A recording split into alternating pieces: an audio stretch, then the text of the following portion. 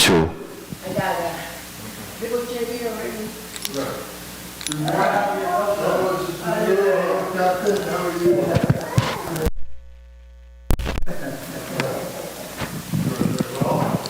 One, two. Testing, one, two.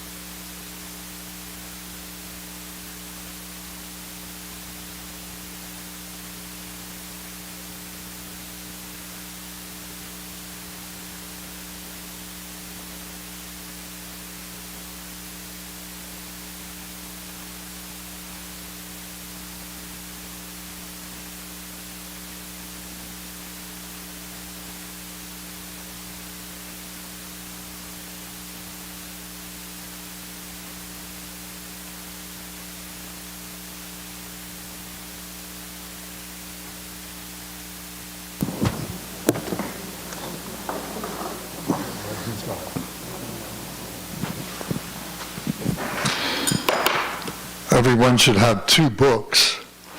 One should be our regular daily yoga prayer book, so that we can recite opening prayers, and the other book should be engaging in the deeds of the Bodhisattva.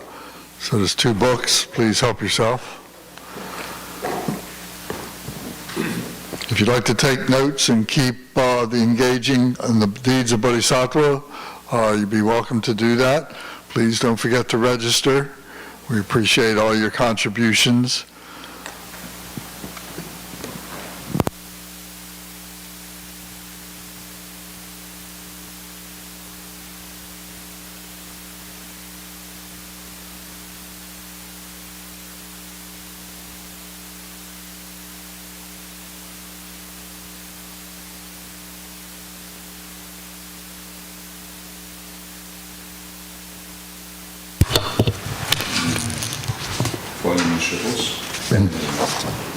And page 5, the refuge prayer? Yes, page 357. Yes. 6, 7.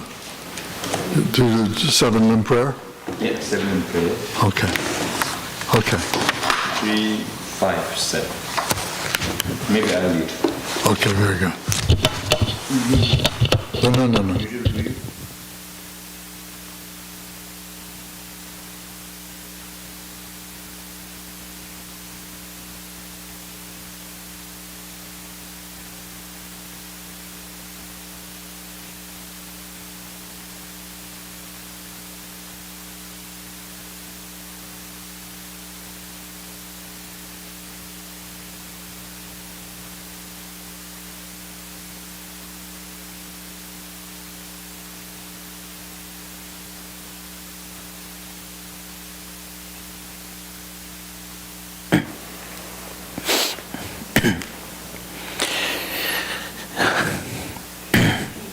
Usually at the beginning of any practice, in order to make the practice fruitful, motivation is very important. So developing of motivation is essential for any kind of activity to become important or religious or dharmic. And particularly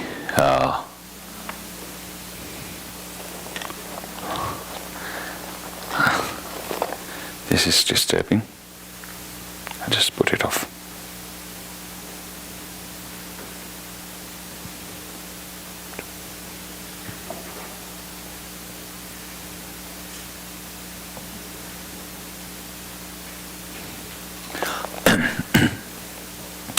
As Buddhists also, it is the tradition to take refuge in the Buddha, Dhamma and Sangha in order to make our own practice. Dharma. Dharma means consistent with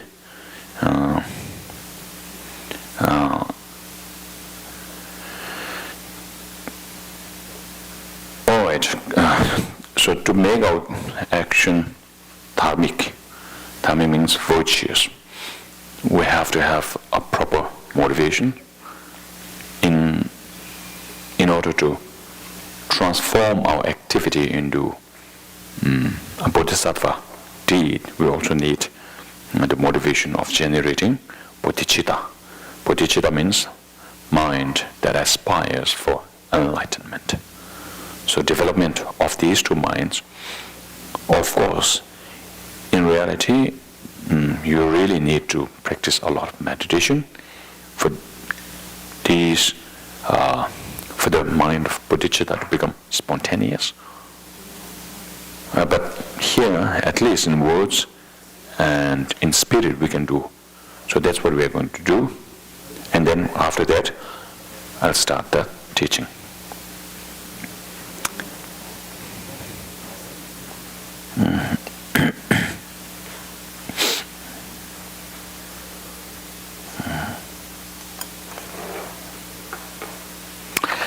Alright, page 3.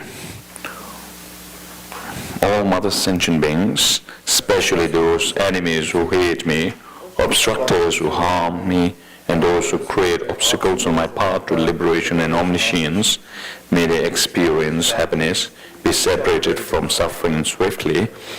I'll establish them in the state of unsurpassed, perfect, complete, and precious Buddhahood. All mother sentient beings, especially those enemies who hate me, obstructors who harm me, and those who create obstacles on my path to liberation and omniscience, may they experience happiness, be separated from suffering swiftly. I will establish them in the state of unsurpassed, perfect, complete, precious Buddhahood. All mother sentient beings, especially those enemies who hate me, obstructors who harm me, and those who create obstacles on my path to liberation and omniscience, may they experience happiness, be separated from suffering and swiftly. I will establish them in the state of unsurpassed, perfect, and complete and precious Buddhahood. Thus, until I achieve enlightenment, I perform virtuous deeds with body, speech, and mind. Until death, I perform virtuous deeds with my body, speech, and mind. From now until this time tomorrow, I perform virtuous deeds with body, speech, and mind. That's okay. We take refuge in the King Root Lama in lineage Lamas. We take refuge in the deities of the mandala of the Idams. We take refuge in all the exalted Buddhas. We take refuge in the perfect Buddha. We take refuge in the excellent order of the Sangha. We take refuge in all the noble Dhakas, Saknis, Dharma guardians, possessors of the eye of wisdom. We take refuge in the kind Root Lama in lineage Lamas. We take refuge in the deities of the mandala of the Idams. We take refuge in the exalted Buddhas. We take refuge in the perfect Dharma. We take refuge in excellent order of the Sanghas. We take refuge in all of the noble Dhakas, Dakinis, Dharma guardians, possessors of the eye of wisdom. We take refuge in the kind Root Lama in lineage Lamas. We take refuge in the deity of the Mandalas or the Idam. We take refuge in the exalted Buddhas. We take refuge in the perfect Dharma. We take refuge in the exalted order of the Sangha. We take refuge in all the normal Dhakas, Dakinis, and Dharma guardians, possessors of the eye of wisdom. In the Buddha, the Dharma, and Sangha most excellent, I take refuge until enlightenment is reached. By the marriage of generosity and other deeds, may I attain Buddhahood for the sake of all sentient beings. In the Buddha, the Dharma, and Sangha most excellent, I take refuge until enlightenment is reached. By the marriage of generosity and other deeds, may I attain Buddhahood for the sake of all sentient beings. In the Buddha, the Dharma, and Sangha most excellent, I take refuge until enlightenment is reached. By marriage of generosity and other deeds, may I attain Buddhahood for the sake of all sentient beings. Okay.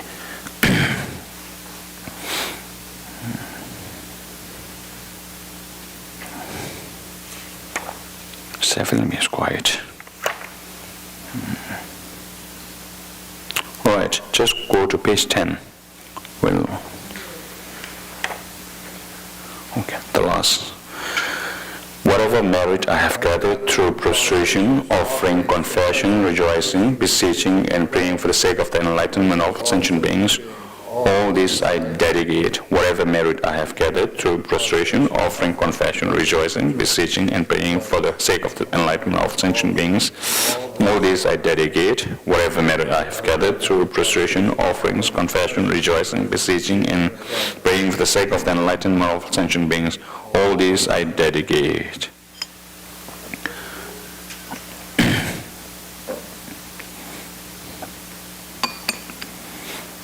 Good morning to everybody. So yesterday we briefly went through a general presentation of Bodhisattva, and in a span of 2 days, starting from today, I probably will try to cover until the 5th chapter of Shantideva's text, Bodhisattva Charya Avatara, based on a new translation that insofar nobody has seen except me. So this is my own translation, and I have explained why this translation, despite several others in print, is needed. So I'm not going to go into detail now because we have to finish 5 chapters at least for these 2 days, for these 2 days of teachings.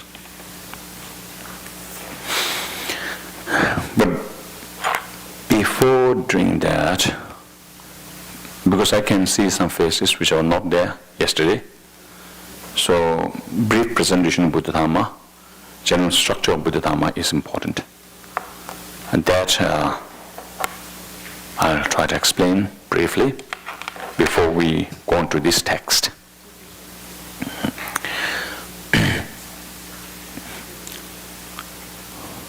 So here when we recited the refuge verses of refuge verse, we recited, I take refuge in the Buddha, I take refuge in the Dhamma, and I take refuge in the Sangha. What do you really mean by taking refuge in the Buddha or in Dhamma and the Sangha? Taking refuge means generally relying, trusting. That's what refuge is.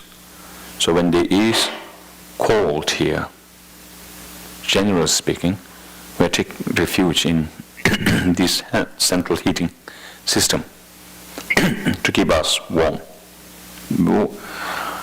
We have problem one side, and a respite from that problem is needed. So then we take refuge in something which can somehow alleviate that suffering. So at a mundane level, we can say we take refuge in food when we are hungry. We take refuge in water when we are thirsty. But these are just ordinary refuges. Now, we also rely on our parents, our guardians, our teachers to ensure that our life is successful. So that's a little higher form of refuge. Thank you. Now what happens is, if you are a bit philosophical and if you have your own kind of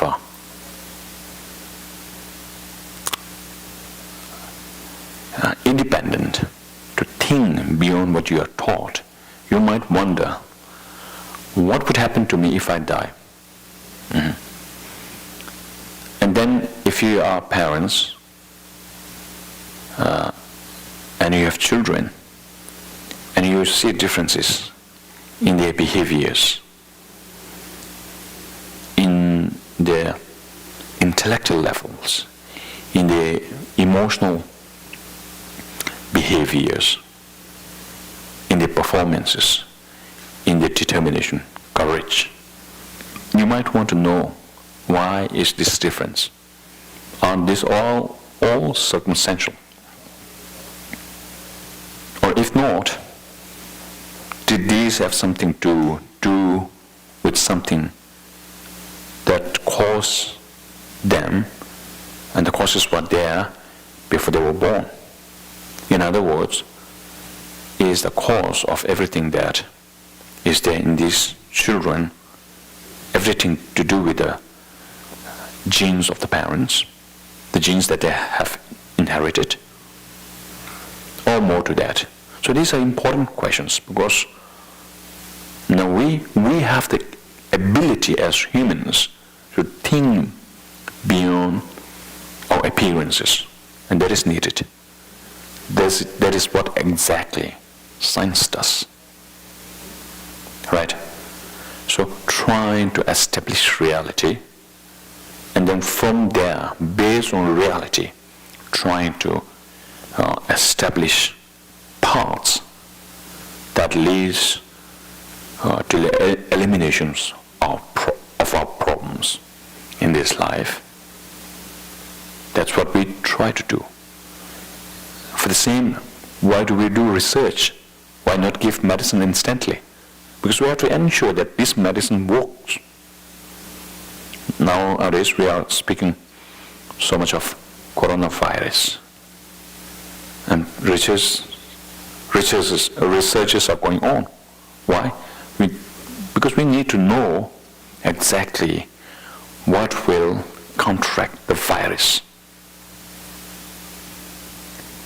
Likewise, when we have problems, we have to look at the problem from many angles. What are the immediate causes of those problems? What are the long-term causes of those problems? Will these problems be eliminated entirely? And can these problems be eliminated entirely? If so, what is the means? And is there any example of somebody who has completely eliminated these problems? If so, is Buddha that person? Historically, we know a person called Buddha Shakyamuni. Buddhists believe them to be Buddha. But then, is Buddhahood possible for me? As a monk student, I often wondered, well, Buddha Shakyamuni might be enlightened. There is enough evidence that Dharma works. Their accomplishments, Tantric masters have performed miraculous feats. I have personally witnessed so much. But then I often wondered, is it possible for me to get enlightened? That is important. If ever enlightenment is not possible for me, okay, we rejoice in the enlightened deed of other sentient beings. But when we don't really feel passionate about pursuing the path to enlightenment because we are not convinced that enlightenment is possible for us. So Dhamma-gita's Brahmanavatika, particularly the second chapter, emphasizes heavily on the possibility of liberation and enlightenment for us. So we don't have time for that. But in short, he says, the delusions, as we spoke earlier, are not consistent with reality. Delusions basically means minds, different kinds of minds, particularly secondary minds. Delusions are misperceptions. They distort reality. In other words, they are mistaken minds. Ignorance is the root of that, those mistaken minds.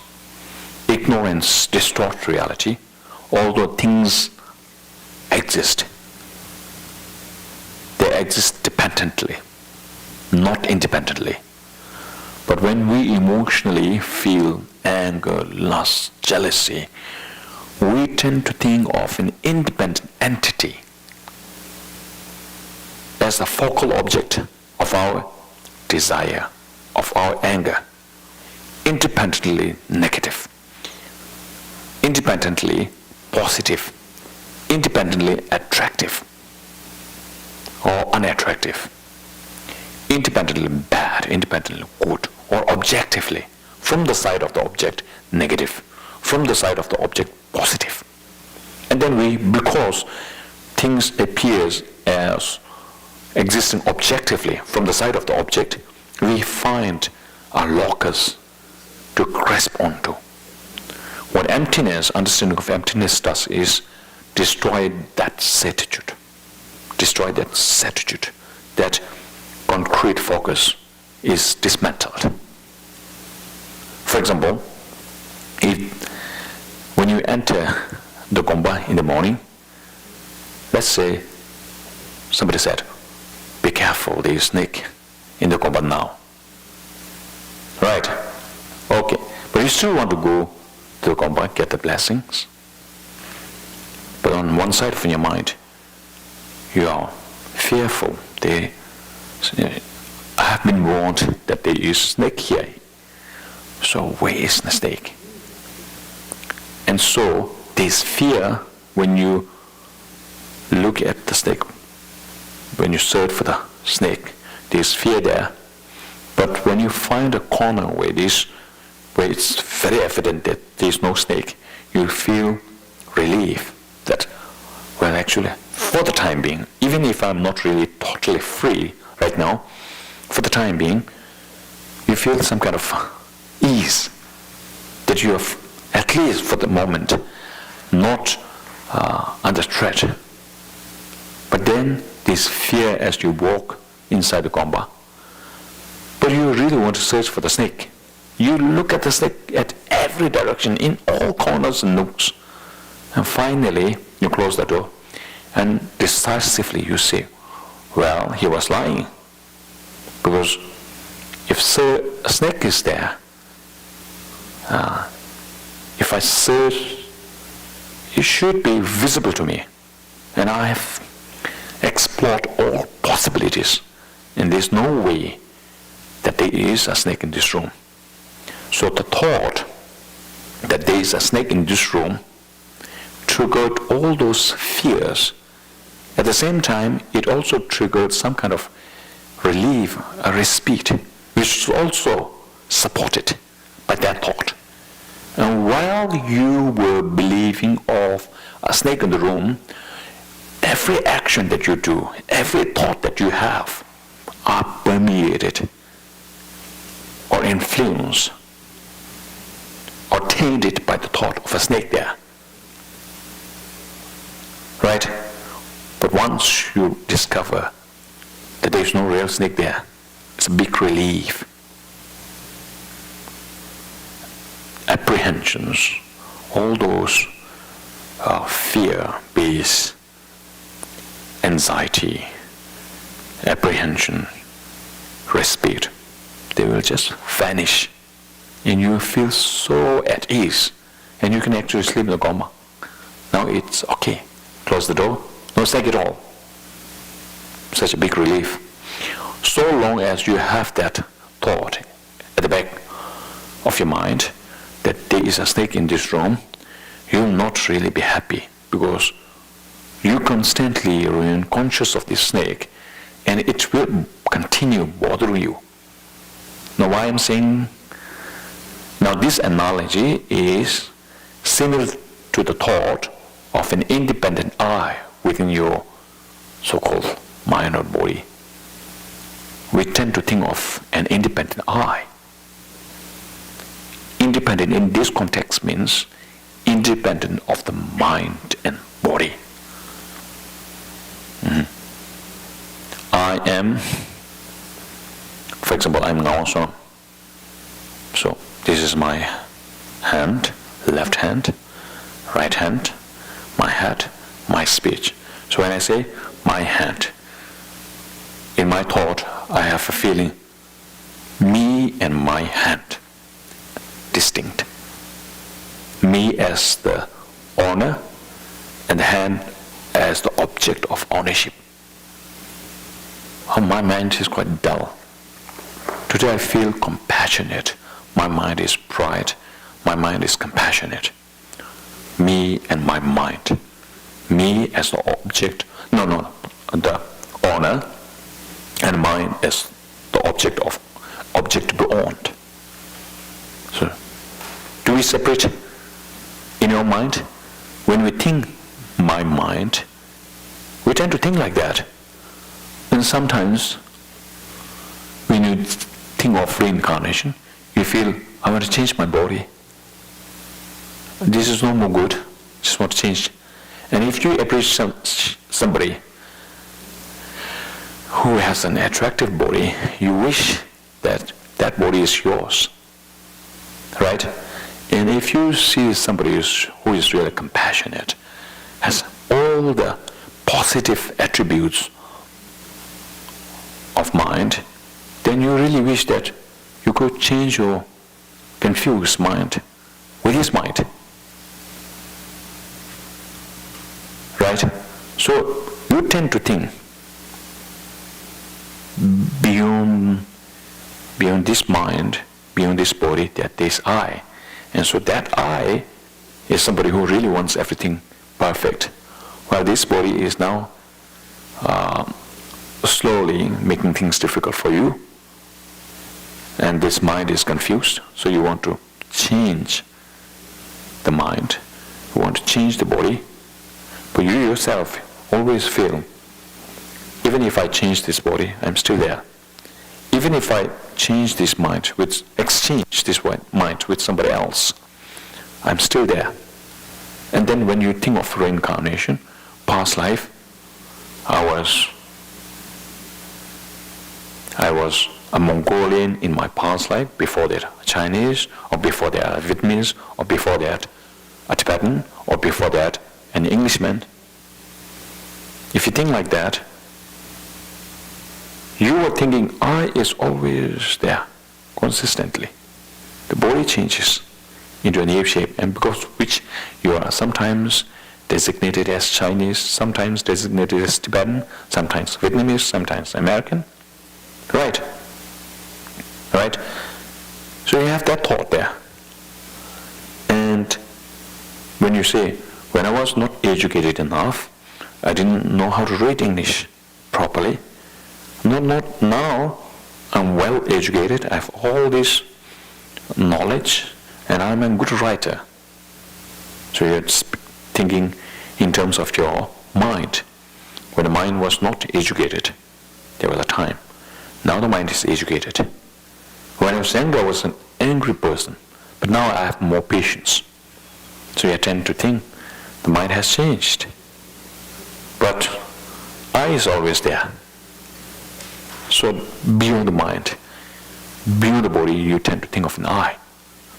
If it's there, where is it? Outside the body, or within the body, or within the mind? If you critically search for an I, you will not find. However, that doesn't mean I doesn't exist. I only does not exist objectively. So if you search for an I within the basis where we impute I, there isn't there. Outside that basis, there is an I. Only because we, from our worldly convention, we just say it. We impute. When your hand is feeling like some kind of pain, you say, I'm in pain. So based on your body, you say, I'm in pain. Based on your mind, when you're with mind as in the focus, when you say, I'm confused, because your mind is confused, you say, I'm confused. So only in dependence upon your body and mind, you address I, always. So that means I exist dependently, not independently. However, when ignorance arises in us, we tend to think that I exist independently of the mind and body. So that ignorance is the thought which apprehends an independent I, an I which is independent of the mind and body. So that's a mistaken thought. Like thinking that there is snake here in the room. We tend to think of an independent I within the mind sometimes, or within the body, or somewhere. So although snake exists, a snake within the compa doesn't exist. Although I exist, an independent I does not exist. So a snake in the compa and independent I, both of them are non-existent. So thinking of an independent I is almost similar for its element of deception to the mind that thinks of a snake in the copper. Do you get that? So the relief that such an I doesn't exist is similar. You feel grateful because when we feel jealous, or when you lust for something, or when you're angry at somebody, do you usually think my mind is angry with him or at him? You might say sometimes, but usually I am angry at him. I like this person. I hate this person. As if there's a concrete, independent I within there. That thought is quite natural. Even if it's natural, doesn't mean that it's not distorted.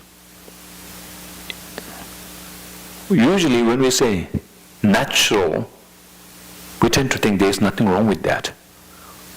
Natural means something which is there in us from birth. That is what we understand by natural. But when it comes to a thought, whether that thought is a mistaken thought or not, is verifiable how it thinks, and then look if it's really there or not. So that is how we have. Once you understand, emptiness is a big relief, because emptiness guarantees your happiness. Right now, all this ephemeral, short-lived euphoria that we have are based on the notion of a snake in the gomba, in the independent eye. So the respite that you get from that is very short-lived. But we tend to think that, again, that pleasure or that happiness or joy is absolute from the side of the object. And so we cling to that so much, and then emotion piles up if you focus on one. And as it piles up, we remain oblivious to the other side of the reality, that samsara has more suffering than this short-lived experience of joy, momentary joy. So, once you understand that all these so-called happiness and joy are so short-lived, then you really feel, oh, because I'm actually wrong from the root. The whole system of my existence right now needs really to change. At the same time, when you feel anxious or unhappy about the situation, there's hope there, because what ignorance apprehends is not consistent with reality. The nature of things is always empty. Empty means not non-existent. Empty means simply empty of independent existence, which means it exists dependently. So nature is there. However, our thought does not conform with nature. And so we can change that thought. Now another thing is how to bring the change. You can feel the change if you first philosophically understand emptiness. And then when you look at things, whenever you look at things, and whenever a strong emotion, I exist, naturally it reminds you, no. Although you feel like that, I does not exist the way you think it exists. Mark my words, I does not exist the way we think it exists. I exist dependently, but innately or unconsciously, we think it exists independently. So whenever a strong emotion arises, you have to remind yourself, oh, that kind of I, when I say lens, you are not thinking that I'm addressing your body, you are not thinking that I'm addressing your mind, but I'm lens. Beyond the mind and body, there's something there which is lens. Right? We tend to think that, all of us think that, and we feel completely okay with that. But beyond the mind and body, if there is something called lens, verifiable, remove the body, remove the mind, where's lens? And again you might think, okay, never mind, there isn't any independent I there, but there must be independent mind. Because without independent mind and body as a basis of I cannot exist dependently on the combination of mind and body. So there must be an independent body. Well, how many bodies do you have? One human body, right? But then, is this your body? Yes or no? Yes, this is your body, the nose. Then 2 ears, 1 head at least. If you go into minute details, all the cells in your body, it's limitless, not just one. And, right, so that means the parts of your body are not the body. When you remove the parts, where is the whole? You might say the whole of the body put together is body. Well, then cut 1 finger. The whole is not there. But you still say, I have a body. You cut 1 hand. You still say, I have a body. So, the whole of the body is not body. The parts of the body are not body. Not a body. So then where is the body?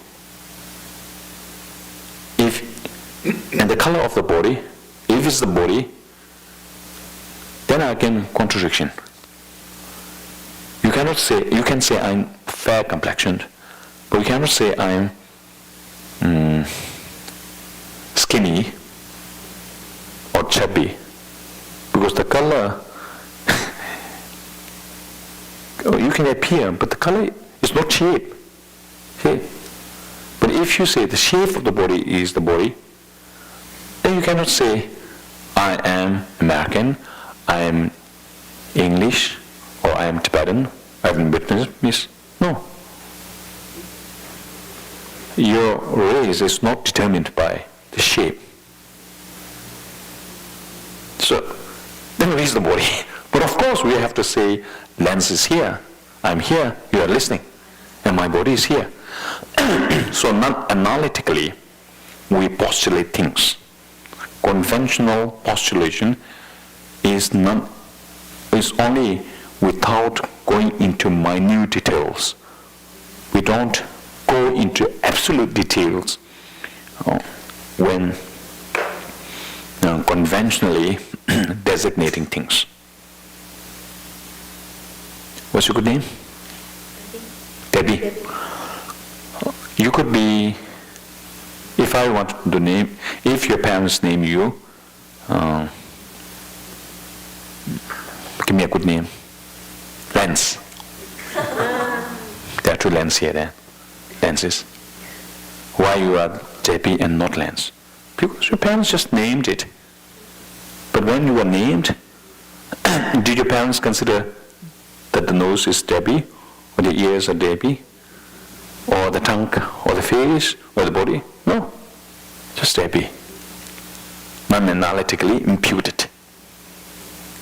But in our thought, we tend to think objectively Debbie. I am Debbie.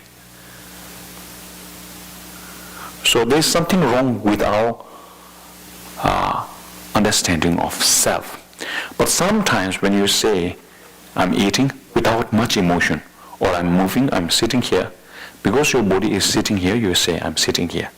Because you are eating through your mouth and tongue and so forth, you say, I'm eating. These are all okay. But when strong emotions arises, we tend to think of an independent, which is I, independent I. That is something wrong with that. Otherwise, general convention, we have to say, I'm here because the body is here. And because your ears are not you, even so, while your ears are listening to me, you have to say, I'm listening to you. Even if your eyes are not you, when your eyes are looking at me, you have to say, I'm looking at you. That's how our worldly convention work on the non-analytical level. Non-analytical means not analyzing the absolute, ultimate reality of the thing. Whether it's there, it's not, we don't do that. But then, in our general convention, we also have some mode of analysis. This is Lens and this is Debbie, but you are not Debbie and she is not Lens.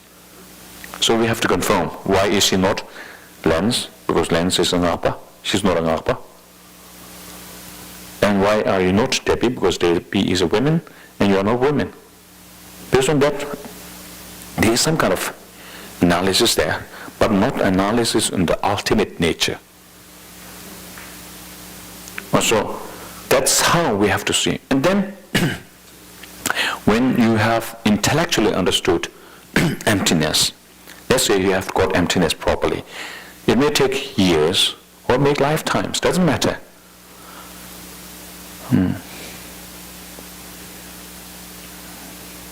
Nhìn tất bị chẳng chút sừng kéo à, có sao? Kéo à, trong mấy rooms. These sun and moon like bodhicitta and view of emptiness. Even if it's going to take limitless lifetimes, it's still worth it pursuing them. So you might not really have a real realization of emptiness in this life. Doesn't matter. You start, you sow the seed, and it will show its own fruition at a later time. But you always move towards it. And then, once you have an intellectual understanding of emptiness, then you meditate in emptiness. Then you could see the magic in your emotional well-being, in dealing with your jealousy, with your anger, with your hatred. Sometimes when you are angry at others, you tend to think that you are harming the other through your anger. The person you are angry at may not never know that you are angry at the person. So you are out there destroying yourself. For example, when I was in the subway, in train, metro, in New York, I was hanging on to the beam there, my hands, just to make sure that I don't fall down. But my friend who was escorting me, helping me, told me you have to keep distance. Because in New York, everybody is so sensitive, you can't touch, even accidentally. I was told there, so I did my best, but somehow the train got jolted. And even though I didn't see what was behind me, I was told I accidentally touched somebody, unintentionally, purely unintentionally. I don't have eyes on my back, so what to do? And I didn't have the control of the train, so what to do? And then my brother-in-law, my friend, he told me later that the person over there behind me moved his head. And I asked how many times?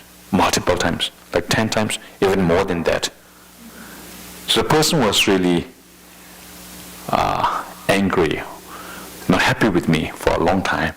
So while he was not happy with me, at that time I didn't know that he was unhappy with me. So my mood was okay, completely okay. But his mood of having anger or some kind of uneasy feeling towards me, that actually was not really good for him. He didn't really enjoy that. So sometimes when you have anger against others, you don't really enjoy anger. And you tend to think anger is actually harming the other person. Not necessarily. But it's always going to disturb you. Because it's always inside you. So long as it's inside there, it's not like you are going to have a beautiful experience because of anger. Also, sometimes we tend to think attachment is good for you. But so long as you have attachment, you always have a longing for something. And that longing is disturbing you constantly. Once you get that, there's nothing there. It's only a respite from that longingness, that yearning. And when you feel jealous about something, the person against whom your jealousy is directed doesn't suffer that much. In fact, the person might feel happy. He's jealous of me. But when you have jealousy, you are not really happy. All these negative emotions stem from a belief in an independent I within. They grow from that. So once you understand emptiness, you're somehow able to, even intellectually, you're somehow able to reduce the impact of ignorance on an emotional level, and you don't feel that helpless in the face of jealousy, attachment, and anger. And then if you habituate with that understanding of emptiness, even intellectually, then in situations where others get angry, you don't get angry. In situations where others get jealous, you don't get jealous. In situations where others feel afraid, you don't feel afraid. So when you are exposed to all these difficulties in life, at an emotional level, you're okay. Because you know, not just intellectually, but experientially, that nothing is absolute. And once you see everything as illusory, that they appear as absolute, but not really absolute, it really lightens and makes things so easy for you. And then you can see, oh, there's a possibility of elimination of these delusions forever. There might be a possibility. So one reason Dhammakaya uses is, when we have the athletes, they jump, right? They train hard. So when they jump for the first time, they can jump well. And then maybe they run again and jump for the second time. They can do better. Maybe the third time they can do better. Will they continue to do better in all the successive jumps? No. Because they'll get tired. And you have to relax. And you can start over. But how far you can jump, there's a limit. Because there's a limit to the capability of this original body. So the first jump is not going to help the second jump. If it's going to help the second jump, the moment you raise your right or left or feet in the sky, you will just get carried away by the force of the first jump. But you always have to exert pressure on the second jump, right? So that means the first jump is not helping the second jump. You have to do the second jump again. You have to run again, right? So that means, as far as physical abilities of this body are concerned, there is limit. That's for sure. Then, however, mental experiences are not like that. When you build some kind of level of emotion, then at some stage they become spontaneous. You just need that small trigger. For example, initially, somebody is stranger to you, right? And then you become friends. Tomorrow you have a better opinion of the person. The next day even more opinion, positive opinion of the person. Then emotions pile up. Even if it's negative attachment, still it's piled up. And then after 1 month, you are inseparable. You can't live without the other person.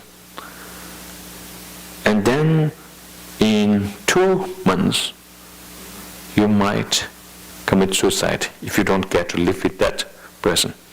Now you go back 2 months before. Who was that person? A stranger. So all these emotions pile up. And the mere mention of that person's name, I don't know, in your American language you might say, do magic in my emotion, whatever. You simply feel flattered or feel the emotion instantly by the mere mention of that person's name. That also applies to anger. First you dislike somebody today, tomorrow you think of more reasons why you dislike the person, and it continues, and the mere mention of the person's name will bring anger in you, disappointment in you. This all shows that emotions, they increase, and don't really have to go through all this trouble. Once you have reached some kind of spontaneity in emotion, they just naturally flow. And you just need a small trigger. So, physical capability and mental capability are different. When it comes to mental capability, once you have that experience built up, then they become very spontaneous. So that means this also applies to the compassion. Now we spoke about our experience with delusions because we are so used to them. That is an example. Now the same thing applies to compassion, patience, wisdom of emptiness. Once you build them, they will come a stage when they will become spontaneous. So, physical abilities have limitations. Mental abilities, they can become boundless. That's one thing. Another thing is when you have water and you boil the water, what happens if you continuously boil it? Boiling the water, it means increasing the heat of the water, right? So what happens if you boil the water continuously? It dries up, right? Likewise, if our mental qualities are such that when you can constantly improve them, increase them, if they become dry, if they end up completely, or if they become non-existent entirely, then there's no use training in compassion, in wisdom. But unfortunately or fortunately, the basis for this mental quality, the mainstream of the mind, is always continuous. It's continuous. So that means whether it's negative quality or positive quality, the mind stream is always continuous. It's perennial. You cannot stop the flow of mind stream. Whether it's permeated by negative emotion, positive emotion, another matter, but the continuity of the mind stream will always be there. It's perennial. So that means the basis for negative or positive quality, that is the mind. It will always be there. So that means if you increase the positive quality, it will not dry up. If you increase the negative quality, it will not dry up. And if you decrease the negative qualities, the mind will also not dry up. So mind will be continuous. However, the basis of the heat is water. But if you increase the heat, then there will be a point when you can, when the very basis of this heat will just become extinct. It will evaporate. So mental quality is not that, because the foundation for the quality will always be there. So that means, now if you continuously engage in the meditation of emptiness, what happens is your mind dealing with emptiness becomes spontaneous, experiential, and that spontaneity will always be there because the mental stream is continuous. And as you as your mind becomes almost indivisible with the view of emptiness, it will replace ignorance. And right now, even if you have some experience of emptiness, you have more experience of ignorance than emptiness, but later you'll split these two. You have more experience of emptiness and less of ignorance, and someday entirely replace ignorance and make it perennial. So the 16 attributes of the Four Noble Truths, particularly the four of the truth of cessation, four characteristics of the truth of cessation. One is cessation itself, then pacification, then prosperous. Nijin means certainty or definite. That means once you have got liberated or attained the truth of cessation, there is no relapse. Sometimes So that kind of elimination or abandonment of the delusion, once it's attained, it's permanent. You are not going to fall back. When it comes to giving up smoking or drug, there's always a risk of relapse, of falling back to the old habit. However, through meditation, if you are able to eliminate ignorance, then this elimination is forever. So, now when this experience of elimination of ignorance is combined with compassion, and ultimately you are not just able to eliminate the delusions, but also the stains of the delusions. Once you have done that, that's enlightenment. So, the Brahmanivatika second chapter speaks of the possibility why delusions can be eliminated, and that elimination, once it's attained, is permanent. So if you have that kind of contemplation in your mind, then you see the possibility of enlightenment. You see, through training and compassion, a person who is not really compassionate at the beginning becomes very compassionate through training. We can see through your own experience, through the experience in dealing with others.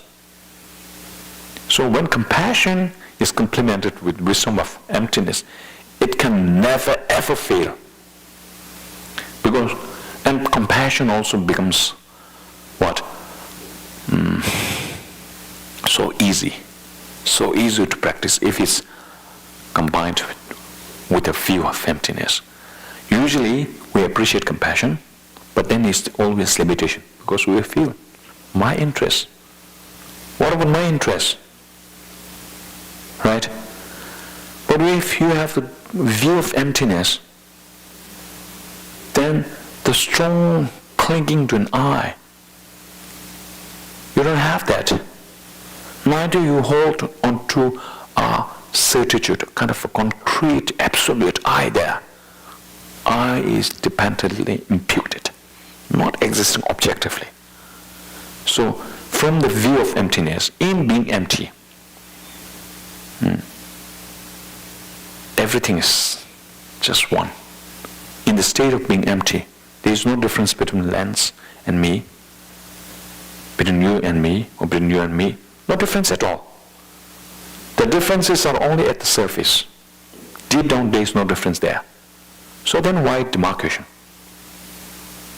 And then you see the possibility of enlightenment for yourself through the practice of compassion. You see the benefit of compassion, wisdom of emptiness. You see the risk of samsara. So you become naturally passionate, much more passionate than earning money. Because we know money could be stolen. We know it's not everything, but still we are passionate. We are passionate about things which are not that important. So in Milarepa's poem he says, something which is not sublime, we view them as sublime. Something which has no essence, we hold onto them as if they have so much of essence. That's what exactly we are doing in samsara. So dharma, the pursuit of dharma, should make you passionate. That happens with study. All right?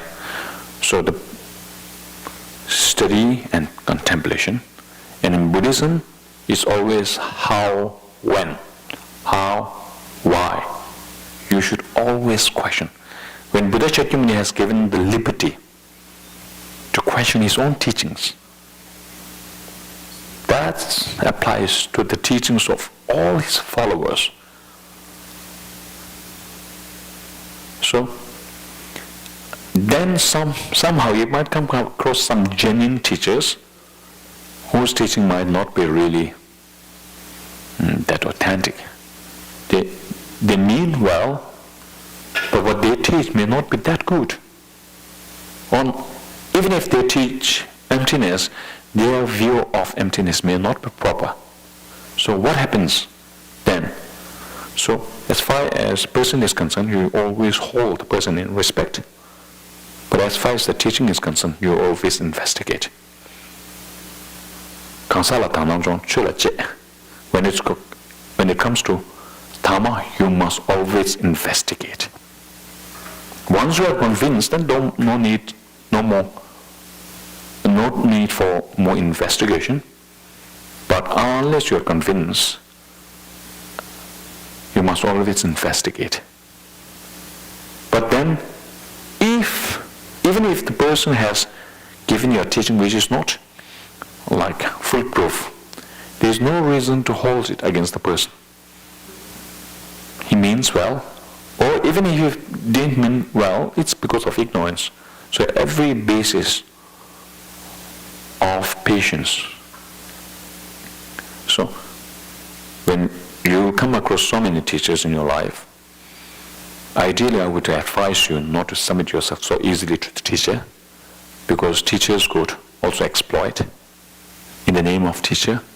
No, when people see interest in others, they are ready to exploit, because they have not really walked on with their emotions, no fear of emptiness, not compassion. So then, opposite of compassion is selfishness. And attachment, everything is there. And so they just use Dharma as an excuse to build up their pleasantries of this life. So no real renunciation. So such a person will easily be falling into bad ways, where when they see opportunities, they will exploit. So therefore, although it is Dharma that you are listening to, unless you are convinced of the teacher, don't submit yourself to the teacher that easily. You can listen to the teaching in the spirit of discussion. That's the reason why from the beginning I said this should be informal. Because you don't know me, and neither do I know you. Ideally, we have to investigate one another, but in this 21st century, who has time for that? You don't have the luxury of time to do all those things. And neither do you have the society like let's say the Chinese or Tibetan society 100 years back. The whole society has the culture of Buddha Dharma. And the teachers, most of them were sincere. So there wasn't much risk of exploitation. But now we're in 21st century. People have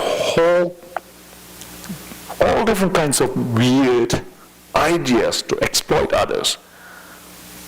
And so there are so many who use Dharma to sell Dharma, to use Dharma to exploit others. And you might become a victim. Now, is it okay to listen to the Dharma without accepting the person as your teacher? Of course. When in Tantra it says, even if it takes 7 or 12 years to investigate, you must investigate. How do you investigate the teacher? One way is to listen to the teaching and see how much the person knows and how consistent, how true he remains to the teaching. So that means you are allowed. Again, Chim Jambanya, a great Tibetan scholar, in his commentary of Abhidhamma, Koshakarika, in his commentary of Vinaya, he says, even if you have listened to thousands of verses from a teacher, so long as you have not submitted yourself to the teacher, there is no commitment. But as a respectful individual, somebody who has a good common sense, it's always good to remain grateful to the teacher for the teaching, but not submitting yourself easily. Once you are totally convinced of the teacher, then you submit. And then the risk is, even if the teacher teaches something which is not consistent with reality, you have every right to reject it. These are in 50 verses of Guru Yoga by Indian master. He says, if a teacher advises something which is inconsistent with Dharma, you always have to explain why you are unable to abide. Or even if it's consistent with Dhamma, if you are in no position to do that, then you have to relate why you are not able to conform with the teaching. So, with that kind of attitude, you should study and practice Dhamma. However, if praying to the teacher, once you have accepted, seeing him as an emanation of a Buddha, there's a lot of merit in that. So you can do that, no problem. Doesn't mean that you have to say yes to his every whim. No, his or her. When it comes to Dhamma, always investigate. But when it comes to the teacher, you should have respect or peer perception. So that makes it easy. And sometimes you have multiple teachers, then what happens? Do you have to practice devotion to each of them? It's very difficult. Now the good thing is, for example, I have His Holiness the Dalai Lama. I have viewed His Holiness as an emanation of the Buddha of compassion. And His Holiness really embodies compassion. For His Holiness, there is no difference. Whoever comes in front of him, or whoever the person is, doesn't matter. His Holiness has such impeccable compassion. I have full faith in His Holiness' wisdom and compassion. In fact, on a personal level, I'm totally convinced that if there is an emanation of Buddha, an ever compassionate Buddha, if His Holiness is not an emanation, then I don't think we'll find a better example of an emanation of a Buddha. So, as far as viewing His Holiness with pure intention, pure devotion is concerned, for me, it's so easy. Now, I have other teachers who are not that, as compared to His Holiness, the other teachers, His Holiness towers above all these teachers, so they're not that good. But then, of course, they have played a role in my own spiritual upbringing. And ideally, if possible, I have to look at all of them in the light of a Buddha. How do I do that? Well, one of my teachers, a great meditator, gave this instruction to me. He said, Ling Rinpoche, the tutor senator of His Holiness, has given that instruction to him. So he told us that if you could view all other teachers as an emanation of your main teacher, becomes easy. So you have your own individual teacher, whoever it is, in whom you have such deep respect. So use that teacher, the devotion for that teacher, and then reflect it on all the other teachers. You see them as emanations of that main teacher. And in the state of Buddhahood, Buddhas, there are two versions, some of them. They say one, they are enlightened, they merge. All of them, consciousness merge. One version is, they do not merge, they have their own continuity, but then you can't really distinguish. Because as far as wisdom is concerned, impeccable. You cannot say this Buddha's wisdom is less than that Buddha.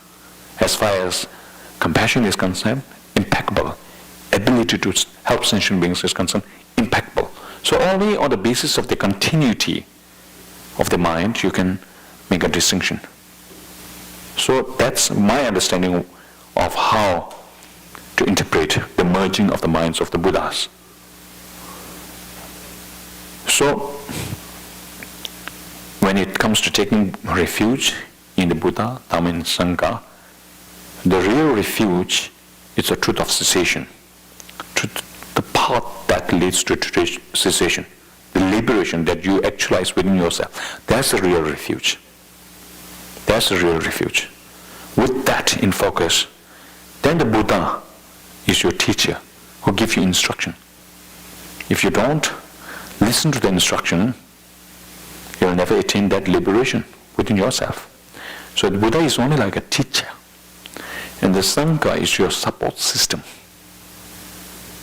Because they practice the path to liberation, and they show you example, set an example, support you. All right, so that should be the aspiration of a Buddhist practitioner in general.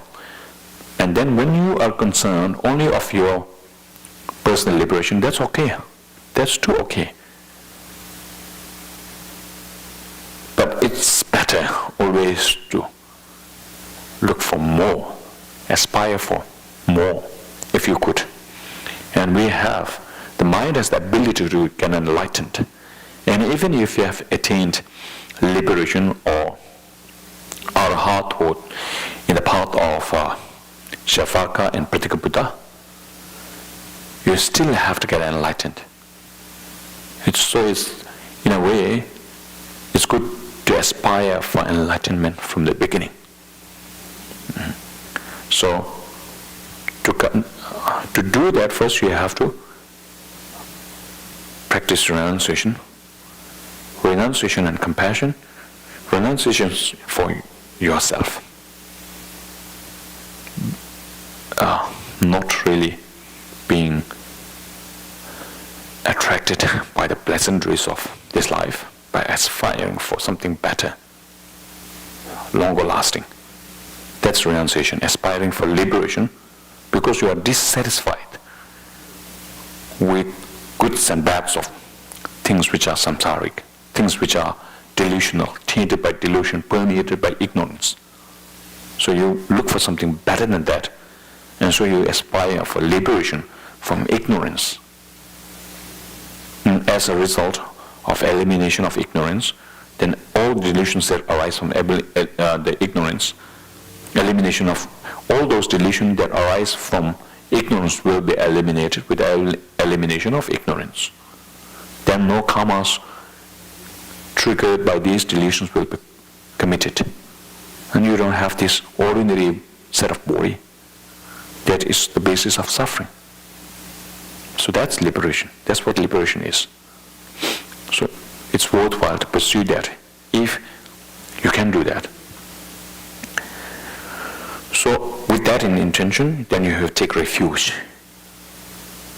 Refuge in the Dhamma means, please show me the teachings. Show me the path that you have transcended. Show me the path that you have treaded, so that I also become like you. That's taking refuge in Buddha. Taking refuge in Dhamma means scripture Dhamma. You study them, you contemplate on them to actualize the real Dhamma, the truth of path, or wisdom of emptiness, and truth of cessation, elimination of your delusions. To actualize that, first you study, then you contemplate, then you meditate. And then you can see changes in you. So that is taking refuge in Dhamma. Sangha means looking at the example as a source of inspiration. Or a Sangha could also be a Buddha. Buddha is also Sangha. Sangha means somebody who has attained to a truth of cessation. Or if you take into consideration the 5 parts, part of preparation, Sonam, part of accumulation, part of preparation, part of seeing or insight, part of meditation, part of no meditation. So that's enlightenment or liberation. So beyond the 3rd part of insight, of seeing, whoever has achieved part of insight, man, women, whatever, that is the Sangha, not necessarily a monk or monastic. Monastics are the ordinary Sangha. For combination of 4, a group 4, and more than 4. This ordinary Sangha from the Vipasika point of view. And so that's what is considered Sangha. But the real Sangha is somebody who has realized emptiness directly. That is real Sangha. Alright? So, taking refuge in the real Sangha is completely reliable.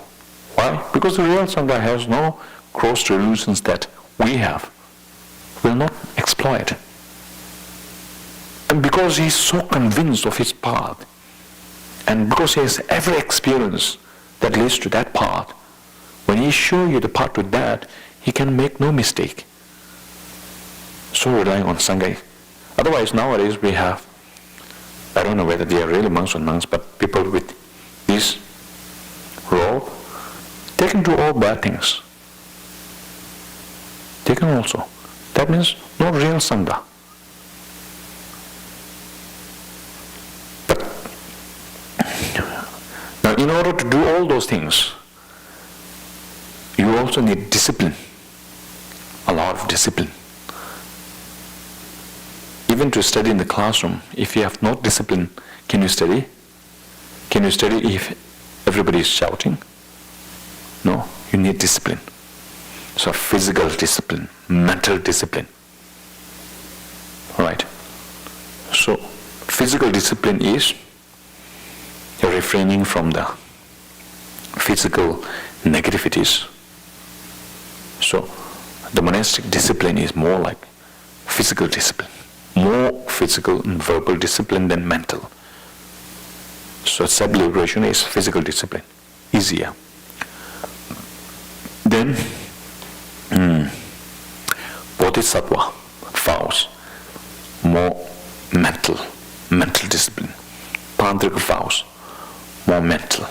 But nowadays, people don't go for the self-liberation vow, even if it's easier, and they aspire for Bodhisattva vows and Tantric vows, which are so difficult.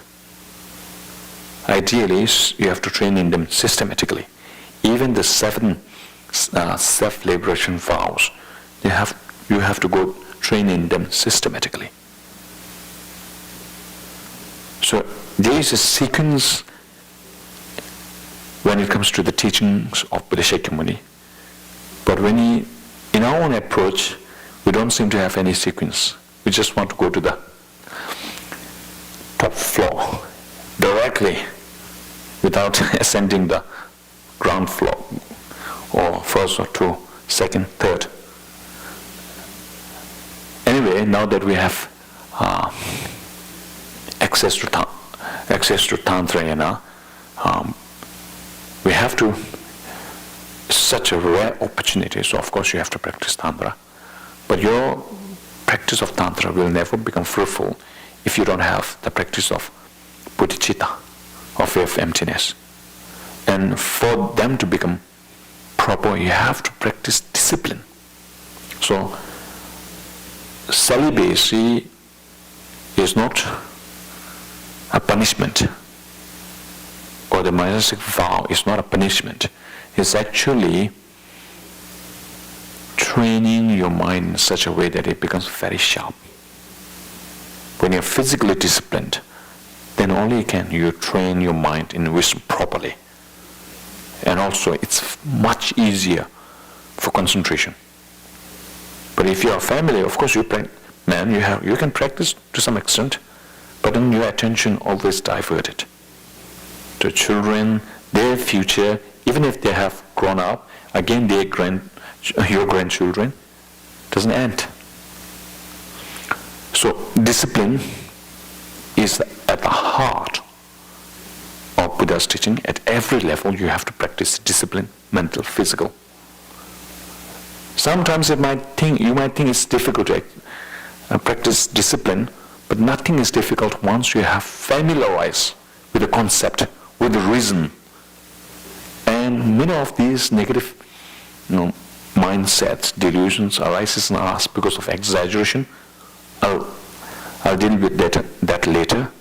Once you are able to curb exaggeration, minimize exaggeration, counteract exaggeration, then discipline is not difficult. Controlling your negative emotions is not difficult. And you will enjoy actually practicing discipline. Right. Then when your mind is disciplined, then you create the right condition for concentration. And when your mind is concentrated, when there is focus there, then wisdom of emptiness will really take residence, will really take shape. But for that, you also need the support of karma, good karma, blessings of your masters and so forth. So in the practice of Dharma, it says, speaks of three kinds of necessities or approaches. One is purification of your negativities. Another one is accumulation of good merits. And the real one is the practice, the real practice of meditation. But to practice meditation, you have to study how to meditate, what to meditate on. Simply keeping your mind blank, that is not meditation. Even rabbits, they can do that. All right, so, yeah, question and answer. Yeah, half an hour for question and answer, and then in the afternoon we'll start with the text. So that's a general presentation of Dharma. It's very important. It's very important. When you have just the map of Dharma, then you know where to go. And then you fill in the minor details here and there. And you always work on filling the details here and there. You have some understanding to do, proper understanding, some confusion. You always keep the confusion on the side. And then try to work on that. And that's how you build up. Just as you build up your bank balance, you also build up the Dhamma balance, Dhamma bank balance. Okay? Any questions? Yes, please. Any kind of question? Or should I continue teaching? Yes. Yeah, mic is here.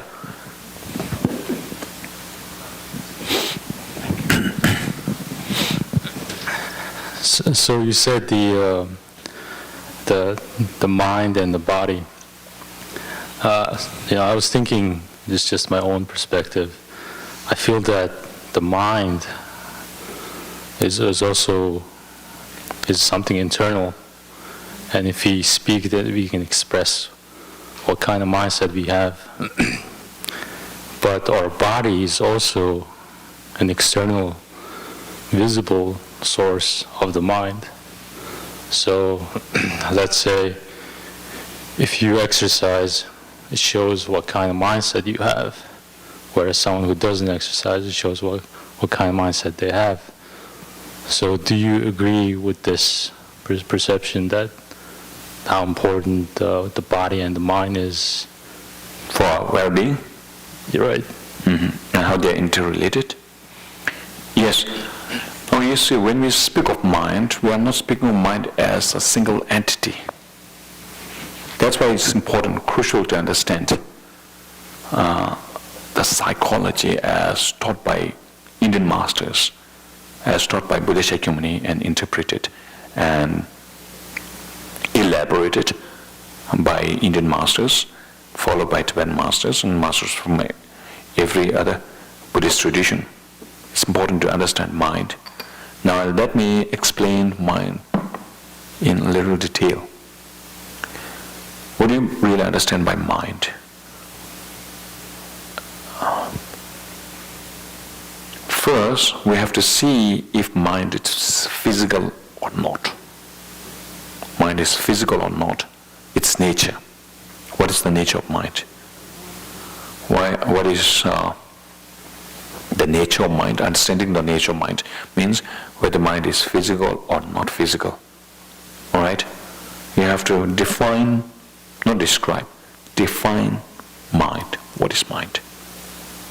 So of course it has impermanence, nature and so forth. But now whether it's perceptible by your senses, 5 senses, or not, that's one thing. Something that you can see with your bare eye, that's form, right? Form. Physical form. Something which you can see with your eye, that is physical. Something which you can hear by your ears, that is sound, that is also form, but not not like a visible form. Visible means to the eye, but that is also form. Smell, also physical. Taste, also physical. Touch, tactile object, also physical. So these 5 objects of your 5 senses, these are all physical entity. Right? You understand that? So we have 5 sensorial minds. Now if I ask you to think of your home or your friends, good friends, are you using your 5 senses? No. You are using another mind. You have a recollection of what you did yesterday. You have thoughts of what you are going to do tomorrow. Right? And if you know some prayer, if I asked you to recite the prayer, again, there's some thought going here before it comes from your mouth. Right? Some thought going internally. Right? Whether it's in the brain or somewhere else, there's something. And you can do that by closing your eye, ear. You can still think. Right? So that's what we call it as 6 mental consciousness. Right? So mind, consciousness, awareness, no difference in Buddhism. Nowadays, people write independently through their own understanding without conforming to any kind of scripture. That is a different case. Otherwise, I don't think awareness, mind, consciousness, no difference. So mind itself is not one single entity. We have sensorial minds, 5 sensorial minds, and then mental consciousness, 6 basically. And within all these 6, take the mental consciousness, there is primary mind, secondary minds, filter 1, secondary minds, negative minds, positive minds, neutral minds, all kinds of minds, virtuous, non-virtuous, delusional, non-delusional, all sorts of minds there, secondary. And then primary mind. Primary and secondary mind means they basically are concomitant, means they are always in unison, always associating with one another, like the king and his retinue. Right? The king doesn't go alone, he always go with his retinue or entourage. King is the boss, and the ministers, they have their specific roles. The king doesn't have a specific role, but he has the overall responsibility of the nation. Likewise, all these mental and like secondary minds, they have their specific functions, unique functions. The primary mind doesn't have a particularly unique function, but the functions of all this merge, all this become the function of the primary mind. So wherever these secondary minds focus, or if the secondary minds are attentive, the primary mind also attentive. So you have to understand the division of Buddhist minds in Buddhist psychology, and that's one side. And also secondary minds and primary mind, basically also they in the sensorial consciousness, mental consciousness, secondary minds and primary minds there. Sensorial consciousness, secondary primary mind there. That's grossly speaking. Now there are subtle levels of the minds. Mind at the awakened state, presently. Right? Again, the mind, when your mind is relaxed in the morning, fresh. And at that time, if you study or memorize by heart, because your body is relaxing, your mind is fresh, the mind is subtler and sharper. And then if you eat something, the mind, subtlety of the mind declines. So mind at the awakened stage, non-meditative mind at awakened stage, different levels also there, subtlety is there. The meditative mind is subtler. Meditative mind cannot be sensorial. You don't meditate with your eyes, senses. You form an image of what you meditate on there, and completely reject or remain oblivious to whatever appears to your senses and focus on the image formed mentally. Think of somebody you like and form of the picture of the person, image of the person in your mind. Focus on that. That's meditation, not sensorial. And whatever you hear, see, just totally reject. That's how you do meditation. Sixth mind. Right?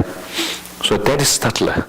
Once your focus becomes very strong, then in front of your eyes, even the eye is wide open. Eyes are wide open. You won't see anything. There was one great Tibetan meditator called Tukyo Rinpoche. So some among friend of mine, he told me he went with one of his friends to offer his respect and get blessing from that Rinpoche. So he went with kata and fruits and so forth. The Rinpoche was, because he was meditating himself, a hermit, like that. So he didn't, and they waited half an hour, not seeing anything. Then they went back. Or maybe Rinpoche was cross with them, so they thought. They didn't know that he was in meditation. The next day he went, and then he was reading some text. And then, Rinpoche, we came to see you yesterday. Also, we were the people who left those fruits here. He didn't see them at all.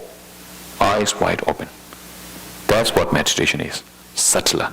And there's different subtleties. And then, when you go to sleep, the impact of your mind on your emotions, if you have a dream of somebody, either you hate so much or you love so much, very vivid, clear dream, the impact of that dream will show on your emotion the morning you wake up. So, dream state mind.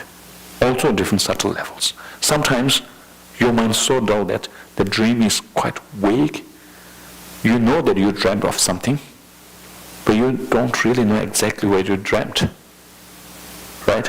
But sometimes the dreams are so vivid that you really feel that you were not dreaming, but it was an awakened state. But when you get out of when you wake up from the dream, you are surprised that that's a dream.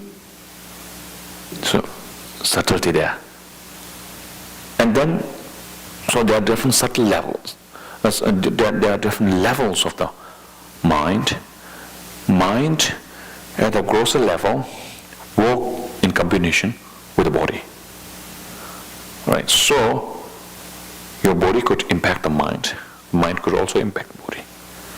Simply because they impact one another doesn't mean that one. If you are married, your wife could impact your behavior. Your behavior could also impact her. Doesn't mean that you are just one person. You just work in unison in a family.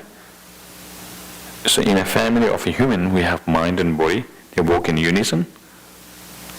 Now we have to really look if we can separate the mind and body. Separate them from one another. Natural separation happens when you die. And that's another matter. When you commit suicide, you want to be able to do the investigation. So now, what are the means? One thing is, have you ever been to India or Nepal? No. Someday when you go, particularly in Nepal, there are some individuals who we call as mediums of spirits. Bad or good, doesn't matter. Or oracles, or Dhamma protectors. Now observe these individuals. Yeah. When they are not in trance or not possessed by another spirit, they may not really speak the Tibetan language. But once they are possessed by a spirit, they behave completely differently. they behave differently as another individual in a different body. And when you ask after the spirit has left the body, if you ask the medium, while the spirit possessed you, what did you think? The person doesn't remember anything. The mind is completely blacked out, as if in deep sleep. So that means something entered the body and become conscious, while the real person's mind was unconscious. There's something you can do. Now, I can give you one story, and you can do something similar in future. A Geshe friend of mine, a great scholar, he and another Geshe want some evidence to prove that mind is not physical. So what they did was, they went to the medium, a Nepali woman who didn't speak any Tibetan. It's a great thing to see there. She didn't speak any Tibetan, but she was being possessed by different kinds of spirits. So then he himself, he told me, was convinced that some other being enters the body of that woman, and she was speaking many languages. But now they really need to do their own investigation. So then, in Tibet, we have different kinds of Dhamma protectors, volunteer Dhamma protectors. Now, one group of volunteer Dhamma protectors, female group, is called Siringchenga, the 5 sisters of Sirima. So 5 sisters. If you know Jizu Milarepa's biography, then you will know that he is the one who actually bound them to oath. So 5 sisters of Sirima. So from them, the eldest sister, I think the eldest, Sirima, they did a libation, okay, prayer. And while once having done the invitation of Sirima, then one of them spoke. Tomorrow morning at 9, we are going there to the Nepalese lady. So at that time, they were not able to see because there was no medium. So they simply spoke. Tomorrow morning, we are going, after having done the invitation, they said, tomorrow morning, we are going to go there at 9. And if you're there, please come inside her. And we need this for some proof, to prove that mind could be non-physical. And the next morning, around 8:50, they were there and waited. And then exactly at 9, something entered the women. Now you see, these spirits, they also have their own hierarchy. A spirit, there are some spirits are king spirits, some are almost like servants, some are just associates. So whoever has a stronger authority, once they are there, the other spirits, they need permission from that to enter the medium. So for Sirima being a realized being, she has more kind of a power of other spirits. So she entered the medium exactly at 9. And then they asked the medium, who are you? The moment he asked the spirit, who are you? Sirima, with hands like this. Sirima. Then he spoke for several minutes, and he told me that 80% of the language that she spoke was understandable. And 20% not understandable because he felt that it's actually kind of a local dialect that the spirit Sirima was, the protector Sirima was speaking. All right? So that's one evidence. We also have many oracles. Like I have Sirima's real oracle is in Dharamsala. When she enters the oracle, the medium, the whole face of the medium completely changes and becomes really wrathful. The eyeballs, they roll up. It's horrible to watch the face of the lady who usually has so much of compassion, so much of affection on her face. But once she's possessed by the spirit, she becomes very terrifying. So there are things like that you have to see. And then there are tangible evidence. There's tangible evidence of people remembering their past lives, even after they were cremated, put to fire. And you have to see the correlation between the person, individual who died, and this young child who remembers. So if that is there, then even if the physical thing is destroyed, something continues, which we call as mind. Mind continues. So that's a proof that mind is not physical, non-physical. Because it's non-physical, destruction of physical brain or the body doesn't destroy the mind. So I'll explain about concept reincarnation later. So while we have this gross level of body, mind and body work together. So they impact one another. My own theory or understanding why they influence one another is because the subtle wind energy, the wind energy is the mount of the mind, like a horseman and a horse. If the horse moves, the horseman will also be swayed. Likewise, if the horseman moves, the horse will also be swayed, right? Because they are riding together, always concomitant with one another. So in a way, at a subtle level, our body and mind also concomitant. And grosser level also, these gross levels of minds and the body also concomitant. So they influence one another. That's why when you are younger, your mind is more fresh. But as you get older, the basis of your mind, it becomes older and older, and the ability to help support the mind, particularly with respect to the memory, is limited. So your memory declines. But one thing is, if you do meditation, despite the age, you can still maintain impeccable memory. That is proof that if you work on the mind, even if this physical body gets older, your memory does not necessarily need to become bad. Does that make sense to you? Okay. Yeah, it does. Thank you. Right. Second question? All right, so when is the next session?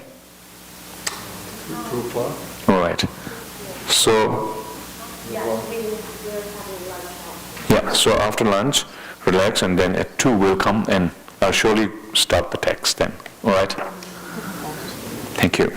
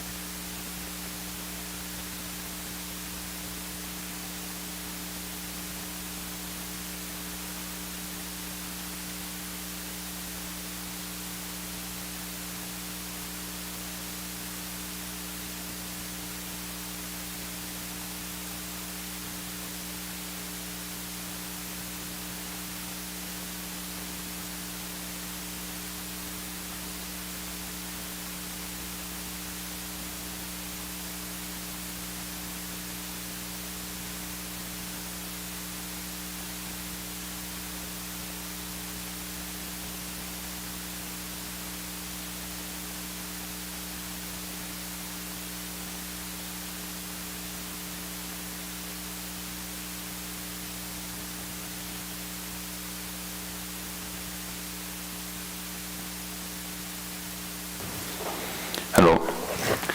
Welcome back. Wasn't the lunch break too long? Yeah.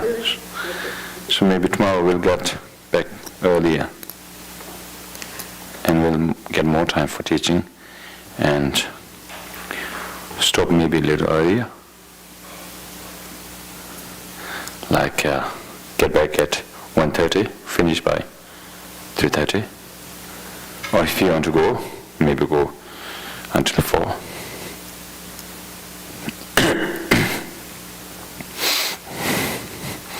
So what did you talk during the lunch?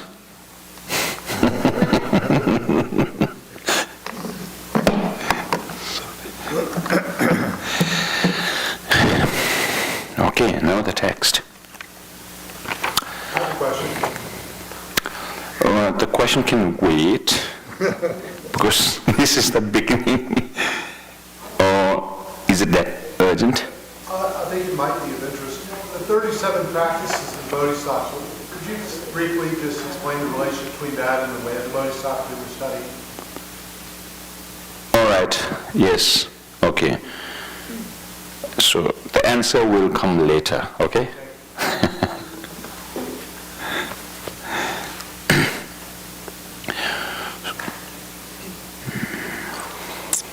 So, Bodhisattva gave different kinds of teachings, particularly according to the understanding of Indian masters and Tibetan masters. He gave teachings that piled up to 84,000 treatises. Or heaps. And the content of his teachings could be divided into 3.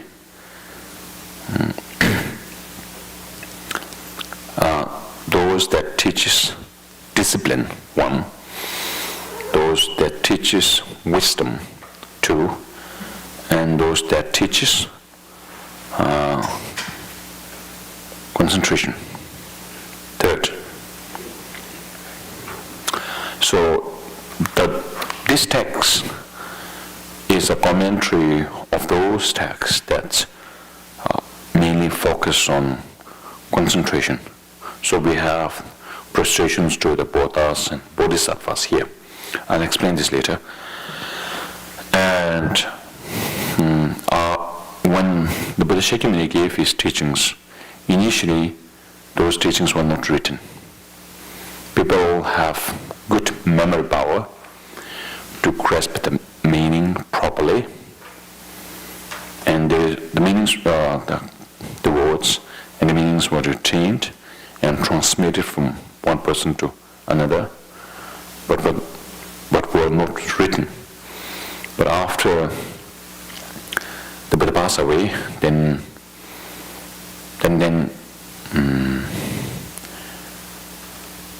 those who followed him decided that it's important to compile the teachings of Buddha so that they are not lost. So there have been 3 phases of compiling the teachings of Buddha. The Arhats, or the 4 destroyers, who have completely eliminated the delusions, not the delusional obscuration. So in a way there are no more samsara beings. Those who have attained that recited whatever they had heard from the Buddha, and so those were written down, probably initially on palm leaves and later then inscribed on wooden block, iron block. And those teachings were then made available, and then came the universities, particularly in Nalanda University, Vikramshila University, lots of universities around India to study those teachings that were then compiled and preserved. And successive Indian masters have written commentaries to the teachings, because the teachings were so vast and deep that without commentaries, one teachings are not self-explanatory, so you need really qualified teachers to explain them to you. So commentaries came to being, Indian commentaries by Indian masters.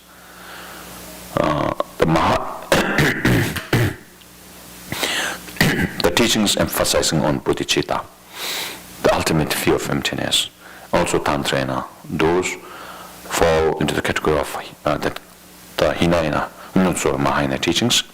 So those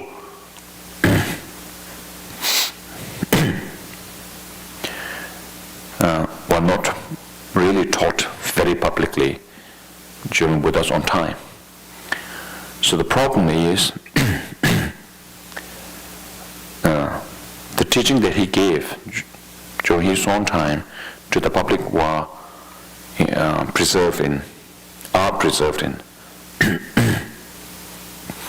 Theravada tradition or Hinayana teachings.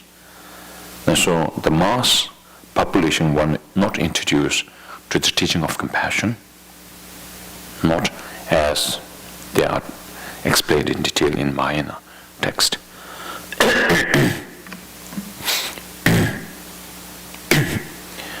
But those were given to selected disciples. And so for that reason, many scholars who adhere to the tradition of the Hinayana teaching, they think Mahayana is not authentic teaching of Buddha Shakyamuni. In a way, there is some reason because the Buddha did not teach them publicly. However, His Holiness Dalai Lama usually says, if that was the case, then those probably the teachings as found in Mahayana text probably were invented, or you can also say concocted, or written by the later Buddhist masters. So Buddha never taught that. If that is the case, then if you really look at the depth of these two teachings, although there is no contradiction, Mahayana is laid on the foundation of Hinayana, but an advanced version of whatever the Buddha taught in the Hinayana treatises. So that means an advanced version of Hinayana is Mahayana. Advanced version means you do not get rid of the Hinayana teachings. These are there at the core of Mahayana, but amplified version. So then we have to say, those who have written by Mahayana teachings, if these were not given by Buddha Shakyamuni, they were more skillful than the Buddha himself. And that is unacceptable. Then again in Shantideva 6, probably in the 9th chapter, he says, nobody is born as a Buddhist from the beginning. You call the teachings in Theravada as Buddha's teachings because the teachings emphasize the Four Noble Truths, the True Truth, the 37 practices, and the 3 trainings. All these are there in the Mahayana. So if you look at the content of this teaching, they completely complement one another, except that if you only conform to the teachings of Hinayana, then although it is completely okay to pursue self-liberation, you appreciate it more if you could expand the sphere of your concern towards other sentient beings. And even better, if you have the courage and ability or the wisdom to take upon yourself the responsibility of relieving the sufferings of other sentient beings, to such an extent that ultimately your intention is not just to eliminate their sufferings for now or in future, but entirely. Not just that, not just a wish to liberate them from samsara, but a wish to lead all sentient beings to the perfect state of enlightenment. So that is really great. If somebody does want something good, we appreciate it. If he does that continuously, we always appreciate it. If the benefit encompasses the well-being of the entire sentient beings, not just humanity, that is great. So Mahayana teaches that. So if Mahayana has not been taught by the Buddha Shakyamuni himself, then we have to say the later scholars who taught Mahayana were more skillful than Buddha Shakyamuni, in which case the Buddha is not really enlightened. And so that's a way to reason that Mahayana is actually Buddha's own teaching, although he did not teach them publicly, but to selected disciples, because only people with broad mind, in-depth wisdom, in a way, are capable of receiving all the teachings of Mahayana. But that doesn't mean that you cannot expand your mind if it's not that wide. Doesn't mean that you cannot increase the depth of your wisdom. No. Because deep within us, we have the Buddha nature. Buddha nature means the ability to become Buddha. Why is that so? Because ignorance, which is at the root of all our defilements, all our negativities or constraints, that's actually not consistent with reality. It's misinterpret. Ignorance misinterpret reality, and reality of things being dependent on one another and being empty is intact, is there. So ignorance distorts reality. So ignorance, the way it apprehends reality, is distortion. But then this distortion can be removed through proper understanding of the reality, the ultimate nature. Because of that, we say delusions that arise from ignorance are advantageous, because ignorance does not have a solid basis in reality, concrete foundation. So ignorance can be uprooted entirely because it is not based on reality. It is just an unfortunate misinterpretation of reality that can be overcome completely. Therefore, all delusions that arise from ignorance, they can also be eliminated. For that reason, we say delusions are advantageous, not an inseparable part of your being, your mind. That means if delusions are not inseparable entity of your mind, they can be extracted, they can be eliminated. So therefore we call delusions are advantageous. The nature of all things is empty. Because of that, we have the ability to become enlightened, because ignorance can be completely uprooted, eliminated. And if ignorance can be completely eliminated, the stains of ignorance can also be eliminated entirely. And complete elimination of even the stains of ignorance is called enlightenment. So the ignorance that we have has not solid foundation, because the reality of everything is empty of independent existence, emptiness. Whereas ignorance, things seem to be, ignorance apprehends things to be existing independently. So it contradicts with reality. So because there is contradiction with reality, reality can never be challenged. Misperception can always be challenged. So ignorance has no solid foundation. So it's very unstable in a way. And then our mind also, delusions are not inseparable entity of the mind, because if our mind by nature is negative, then there is no time when we have good part of us, but we have sometimes anger, Sometimes we have empathy, sometimes there's confusion, sometimes there's affection. So, if you look at a mirror, if a white person comes in front of the mirror, it will reflect his complexion. If a brown, like me, comes in front, it will reflect whatever is there. So the mirror's color is neither the complexion of the white person, nor the brown, nor the black. It's neutral. Right? So because of that, similarly, our mind, when it's exposed to negative elements, negative conditions, there is confusion, there is jealousy. But if exposed to good elements, good conditioning, then there is positivity. But if you expose the mind to neither positive nor negative, in its natural state, it's neutral.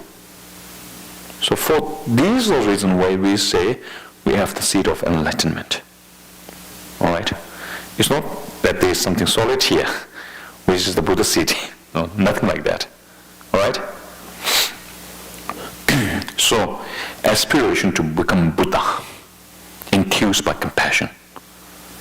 That's the mind that aspires to become enlightened for the sake of all sentient beings, to lead all sentient beings to the complete state of enlightenment, infused by compassion, and then wishing to aspire, wishing to get enlightened oneself. That kind of mind is called bodhicitta. Bodhicitta. All right. Bodhicitta. For bodhicitta to take root, you should have renunciation. Renunciation is the root of bodhicitta. Without renunciation, you cannot have genuine bodhicitta.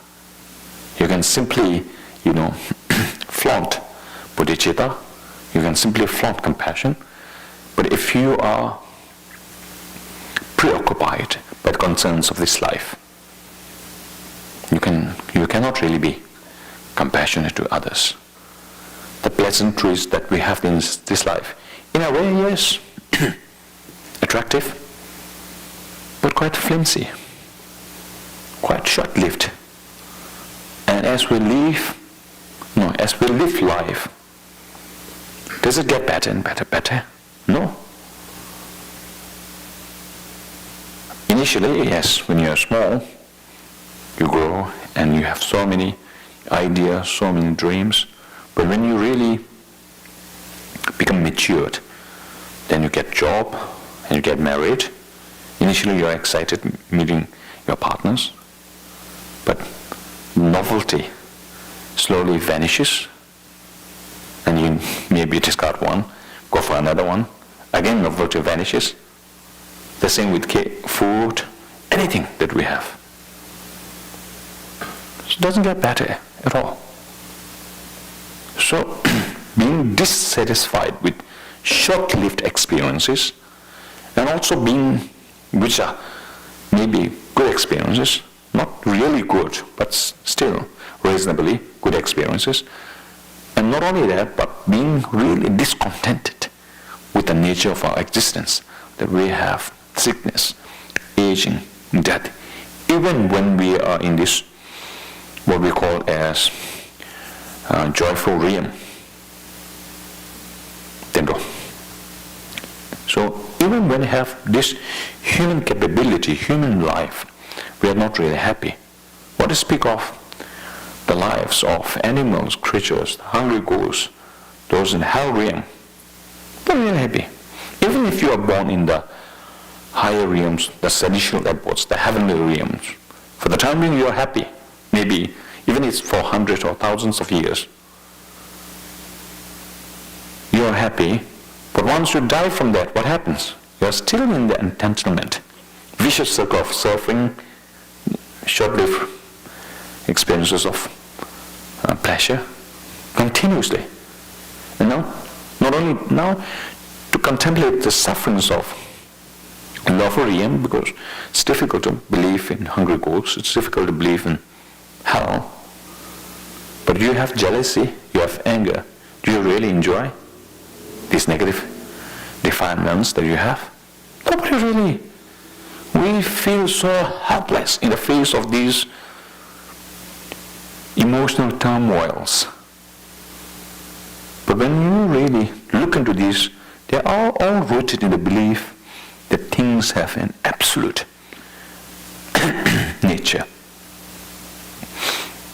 So it's worthwhile to pursue paths that somehow, at least for the moment, reduces the impacts of these negative emotions, and then if it's possible to uproot them entirely. So that is renunciation, being dissatisfied both with the pleasantries of life as well as the sufferings of life. Not just this life, life to come. Vicious circle of birth, aging, death in 6 realms of existence. So when you are entangled by delusion, you are not free at all. Whoever you are, even if you are the king of the whole world, you are still not free. Today you might think, oh, I'm young and energetic and beautiful and great. But your day is going to come when you again become slow down. So today it's others' turn to suffer. Tomorrow it's your turn to suffer. So being dissatisfied with both the goods and bads of samsaric life and aspiring for something greater, something eternal, long-lasting, perennial. That's, if it's possible, we should pursue it. So that pursuit, that aspiration is liberation. Renunciation, if you wish it for yourself. If you extend it for others and make it your responsibility to lead them to perfection out of compassion, concern. That is bodhicitta. All right. So this text speaks on how to do that, how to generate bodhicitta.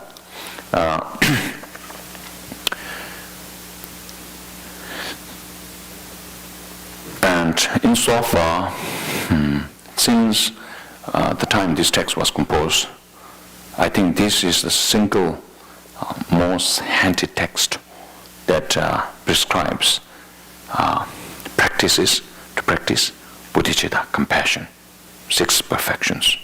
So this text is, I would say, the most popular text, which is always Dalai Lama is so fond of teaching, and I'm happy to have done this translation. It will come into print soon, but we have the translation here. It's not completely edited properly, entirely, but except the footnotes, I think that the main text is edited. All right, and then Shantideva was an Indian master around between 7th and 8th century. He was a prince, Indian prince, and at the age of, but in India, the prince, the princes, and they also study dharma and practice so forth. Around the age of 16, he was supposed to be enthroned as the new king, and he was ready to take the responsibility. He has genuine concern for the sentient beings, and he wants really to eliminate sufferings of his subjects. So he decided to take on the throne of the king. But on the night before he was supposed to be enthroned, in his dream he saw Manjushri sitting on the throne, saying, "This is my throne, and this is my throne, and then I'm going to sit on this throne." Manjushri questioning him. And the next day it occurred to me, well, by sitting on this throne, I'm disrespecting Manjushri, because his main deity was Manjushri. And then he got this message from Geshe that you should note how successful you are in this life, how marvelous the kingdom might seem, you should not be attached to worldly things. Even if you have the king's position, that's not enough. So he got this message indirectly, and then he went to Nalanda University, became ordained, and studied. And he became very well learned, not just in scripture, scripturally learned, but realizationally, he became very experienced and had reached very high level of realizations. And then he decided to hit his qualities, spiritual attainments, and outwardly people would see him sleeping, eating, and defecating. That's these three. So then he was known with the nickname the monk with three intentions. Intention of sleeping, eating, and then going to the toilet. And then many thought, okay, this monk, because he isn't really doing anything religious, doesn't deserve to be in the monastery. But you can't really expel somebody just like that. So there must be an excuse. He should be put into some kind of ordeal following which he will leave by himself the monastery. So during one of the bimonthly confessions, what they decided to do was ask him to teach during the confession ceremony, the congregation. And initially he declined, and then persisted, and then he accepted. But then they made it very difficult him. They made the throne so high, and with no kind of a staircase to go up, made it impossible to climb up for him.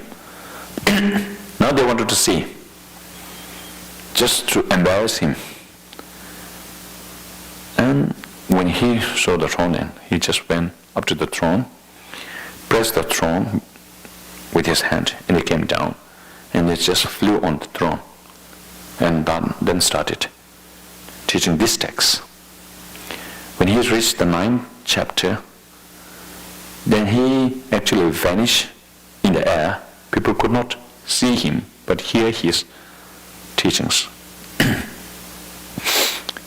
And then, from then onwards, there are two versions. Some say that he only taught up until the 9th chapter. There is a particular verse, when we come to that verse, I know in Tibetan, but I don't know in English. So it's about emptiness of. Yeah, when functional and non-functional entity do not lay bare in the front of the eye. So that's the line. In front of the thought, in front of you, that's the line. So when he came, when he spoke those verses, then he vanished in the sky. And then he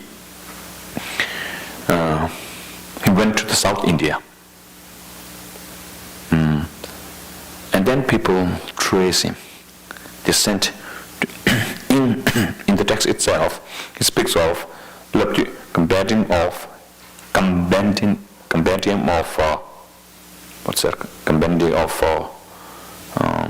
lapa means discipline, and Dodikundu, and compendium of sutras. These two texts, he says you should study them often and again. And so they wanted to know what those two texts that he had composed were, and where could they get those two texts. So two bhikshus was sent to invite him. So at that time we don't have this modern way of publishing the books and so forth. The books were not available in abundance. And so and then he told them that in his room, if you look at the beam over there and look up there, you will see those two texts lying there, fitted within the beams. And so they took those two texts, and those two texts were published. So Shantideva was not just a great practitioner, but he was a very, very great logician. Here, he uses reasoning over and again, why compassion is necessary, why being compassionate is good for you, and being selfish is not good for you at all.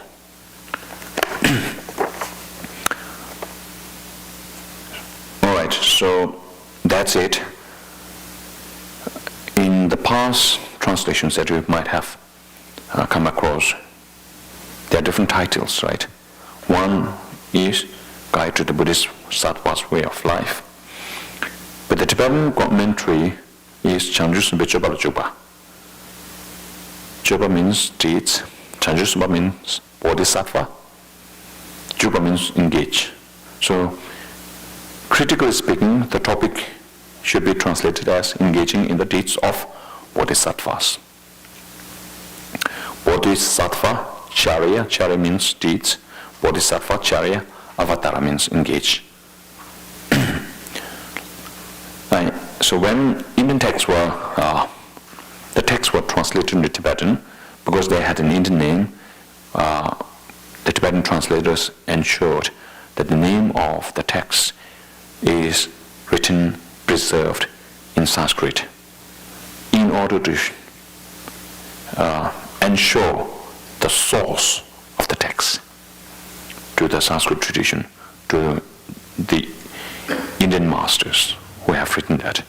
And then they have written in Tibetan. Now, third one I have written in English.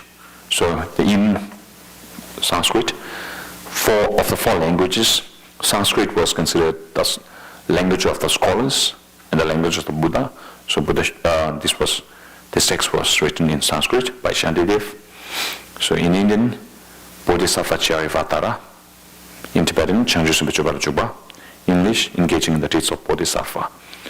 So that's the name of the text. Now, prostration to the Buddhas and Bodhisattvas. So this is not part of the text. It's a supplication by the translators.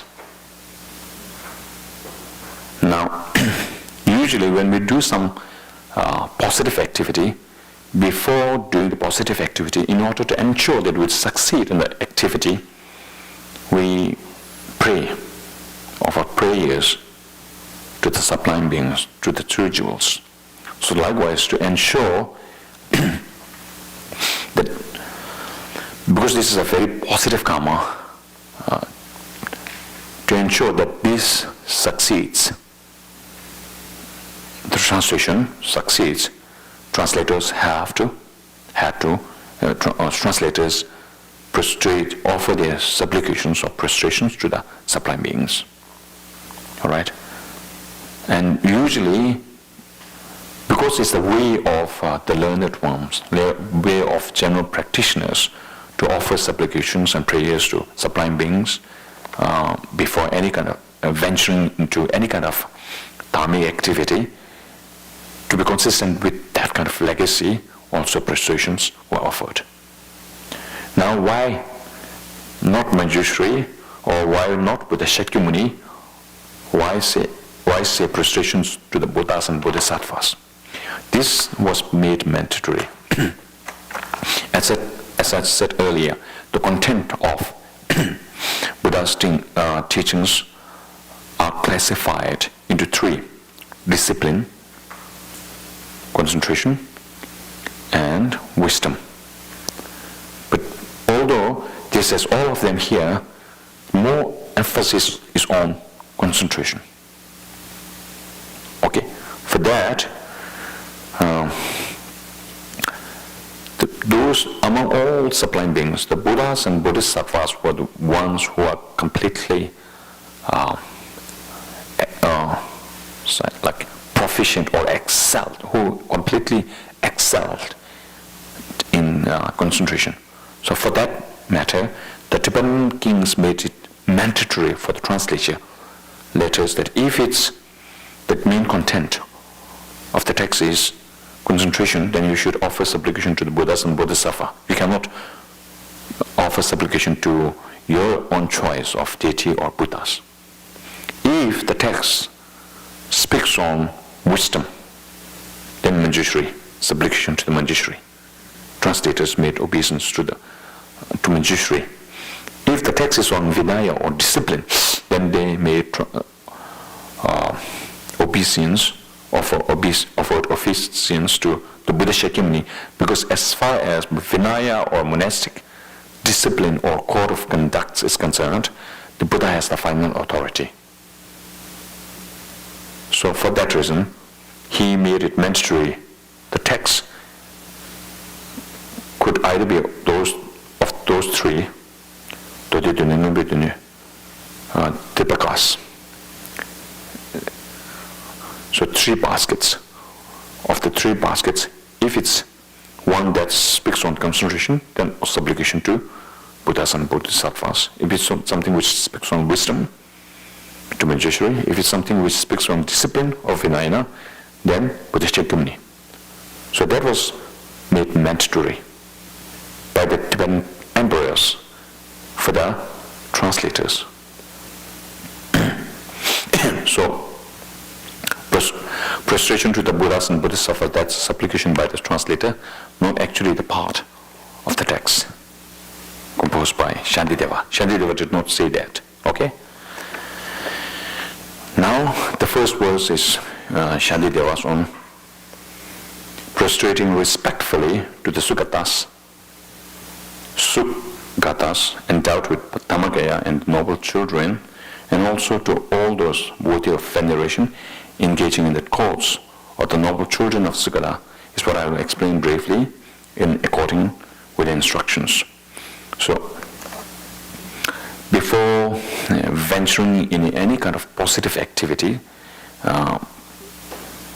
past masters, they always paid their respect to the sublime beings. So this is now Shantideva paying his obeisance or respect to the higher beings, so that this text that he was going to compose would be successful, and it also resonate well with the legacy of past masters. So, to the Sugata endowed with Dhammakaya and the noble children means, the first one is Sugata endowed with Dhammakaya means these 대시 축을 공화세제다 자유그로 교배 자체네.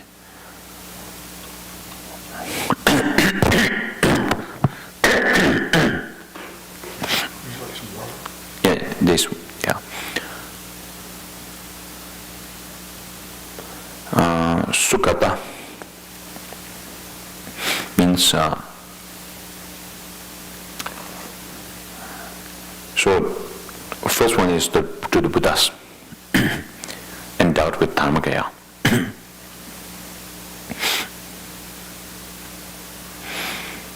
Usually we have, when we speak of Buddhahood, there are 2 kinds of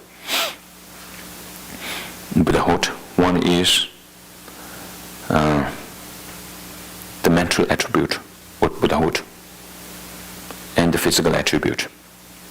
In other words, the physical enlightened version of a being, as well as the mentally enlightened, the enlightened version of the mind. The enlightened version of the mind has also its quality of being free from delusions and their obscurations, that is Dhammakaya. The enlightened mind itself is Dhammakaya. Its quality of being free from obscurations, from negativity, that is also Dhammakaya. So when we speak of Dhammakaya, we speak of 2 kinds of Dhammakaya, right? Rajananda, Rupananda. Naturally pure version of Dhammakaya, and Dhammakaya which is free of adventitious delusions. So natural Dhammakaya means the emptiness nature of an enlightened mind. That is naturally pure. Naturally pure means impurity in this context is intrinsic or independent existence. And emptiness is the opposite of that. So naturally pure of that non-existence, independent existence. So, Rashinamda Geche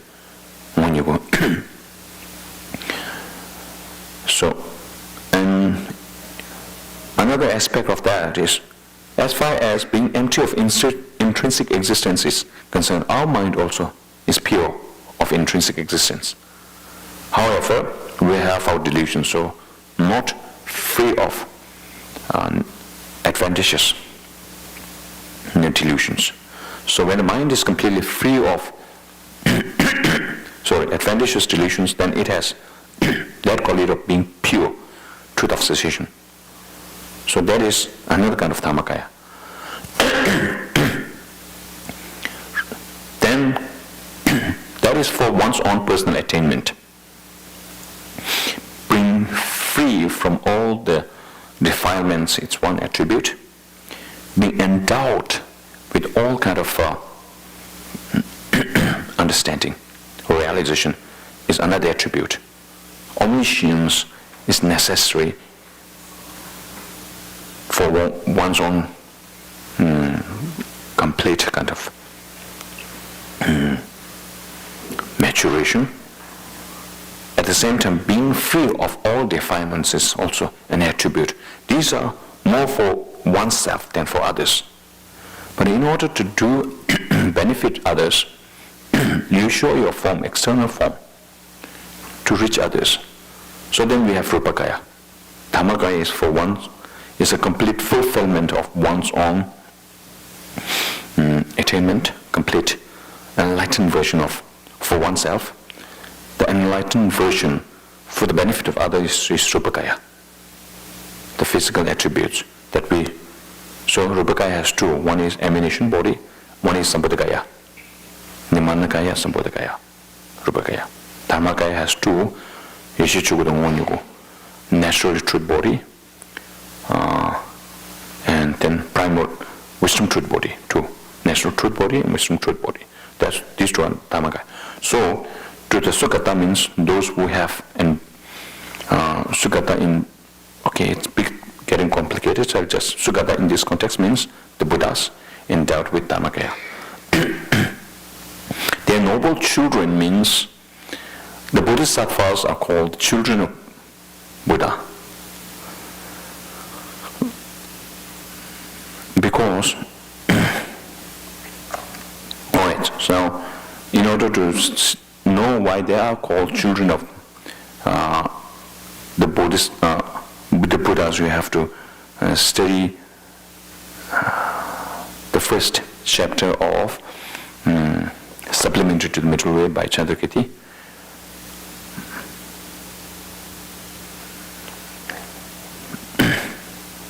Okay, so noble children means bodhisattvas. Bodhisattvas are beings who have bodhicitta in their mind and who tread the path to enlightenment, who are not completely enlightened, but who are on the Mahayana path, the path to reach enlightenment, not completely enlightened, but who are treading on the path. Some may be on the accumulation path, part of preparation, part of insight, or part of meditation.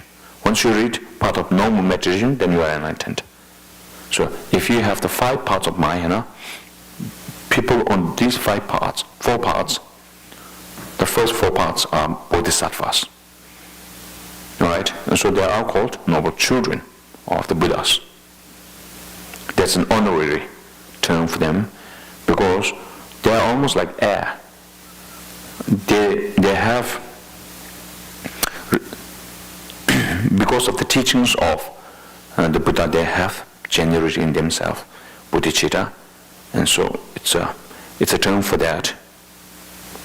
And all those worthy of veneration means, now as I told you earlier, people who may not have greater compassion, but who have still attained several paths in the hidden path.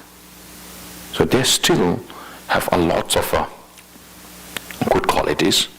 So if they have attained the path of insight, they are also refuge, because they have realized emptiness directly. Excuse me.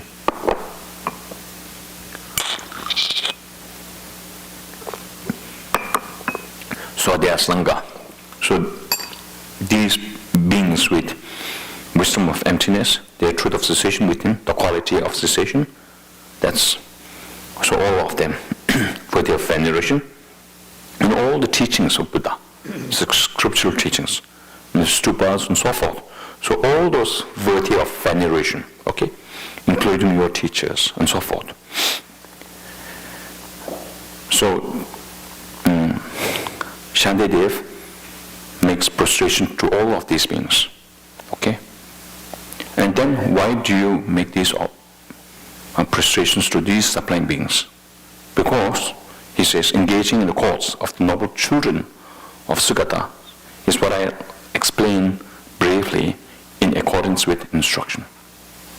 So, because he is going to compose this text called engaging in the deeds or courts of the noble children of the Sugatas. So in the Tibetan text we have Geshe Segi Doma Jupane Dom Sadatatana Tomatum. It's an ambiguous term. So one meaning of the term is summary, right, of the contacts of a Bodhisattva vehicle. That's one. Another meaning in Tibetan is quotes or vow. Vow. One is vow, one is summary. There is ambiguity in this text. But when I consulted the Sanskrit, summary is not the Sanskrit term for these, Sanskrit equivalent of these does not connote any kind of being the summary.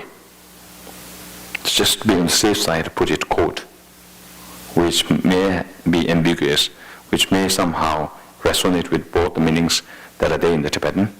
But in Sanskrit there is the version, there isn't any interpreted, the meaning,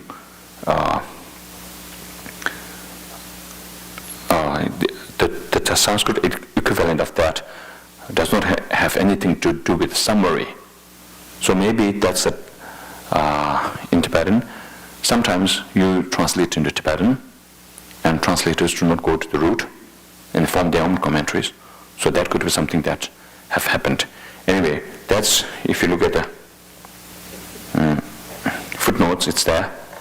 So now he is here. Shantideva says, he made the pledge.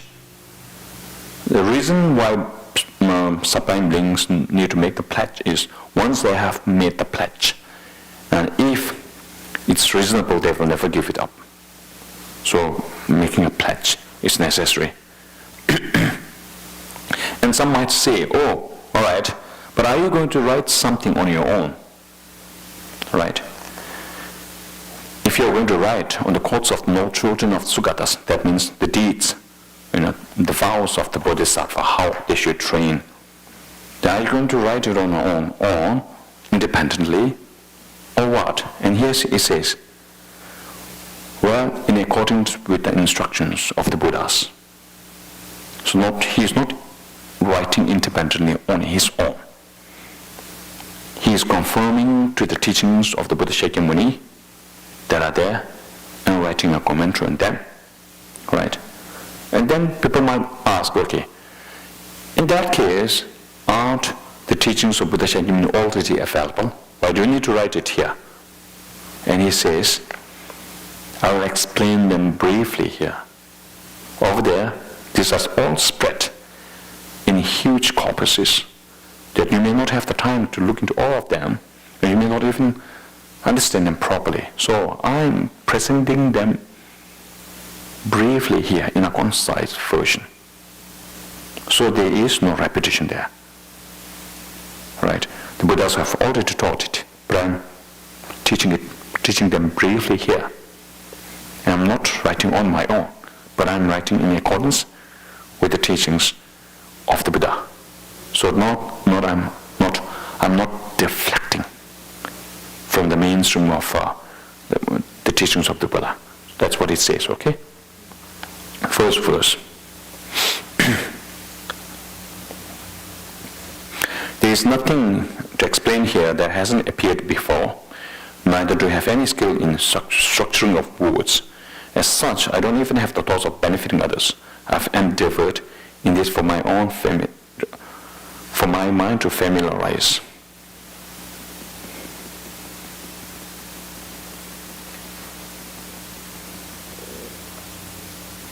So here, of course, Shantideva has a lot of compassion for other sentient beings, but humility is needed. For a practitioner, if you do not know how to show humility, then if you are a teacher or somebody in a position where people show you respect, you become boastful, you become arrogant, and as your ego gets boosted, it serves as a foundation for more negative defilements, mental defilements or delusions, and you'll make many mistakes, commit many negative karmas, and eventually these are not good for you. So humility is needed. And so Shantideva is saying, I haven't anything to say here that has not been said before. And I'm not actually skillful in instructional words. He's saying that because sometimes people,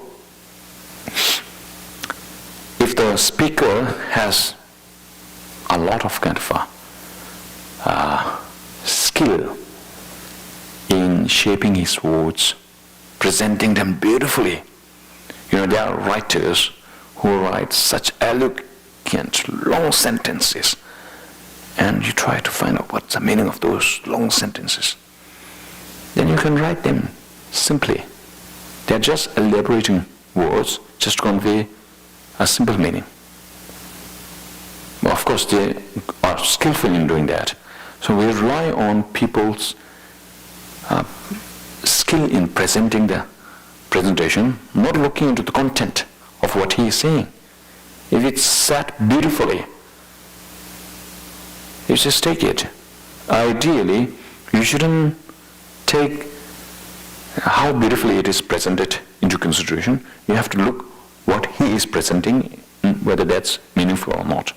So, for a Buddhist practitioner, your approach should be, you should not rely, there are 4 modes of reliance for a practitioner, as explained by Indian masters.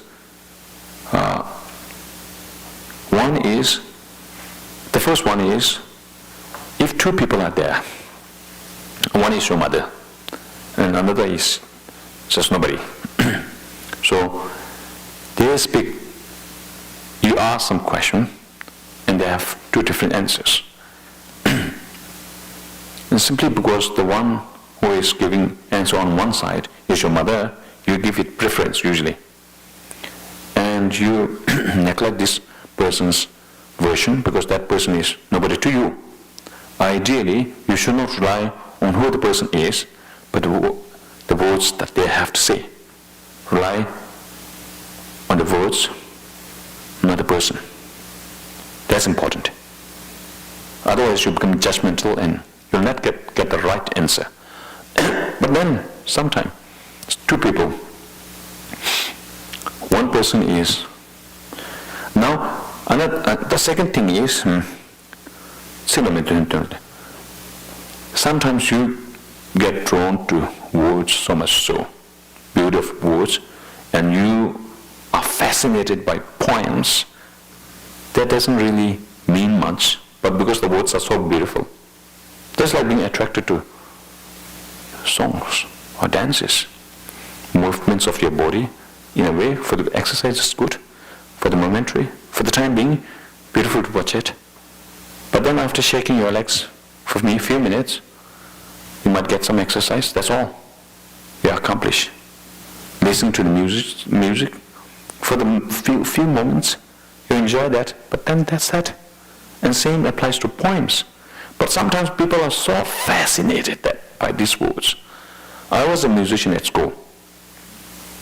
But the good thing is, after playing some kind of musical instrument for 5, 10, 15 minutes, is to get bored. That's a good thing. Now of course, as a monk, I can't play, but I used to get bored by playing. I couldn't play a musical instrument, the same song for 2 or 3 times. No, I get very bored. So you really shouldn't be fascinated just by the words. You have to look into the meaning conveyed by the words. Right? So rely on the words, not the person. But when you have choice between words and meaning, you have to look at the meaning. Sometimes people might shout abuse or something. But if you really look at it, what he's trying to say, no matter how he presents himself, what he's saying, look what he's saying. If there is something to pick from there. So rely not on the word, but the meaning. Okay? Rely not on the person, but the words. And then you have to look at his words. But sometimes you get carried by the beauty of the word, not looking at the meaning. So then you have to rely more on the meaning than the words. Then,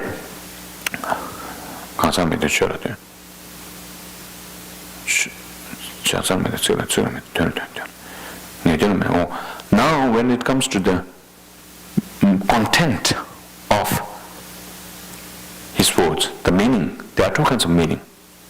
One is the immediate meaning, one is a more hidden meaning with more essence. For example, if somebody is angry, he breaks a plate, and then you present another plate. Okay, break this too. The person is saying break this, but he didn't really mean that. Right? So he mean it's not good to break it. He just was giving it to you, break it too. Showing his disgust, showing his disagreement. But if you break it again, that's not beneficial for either of them.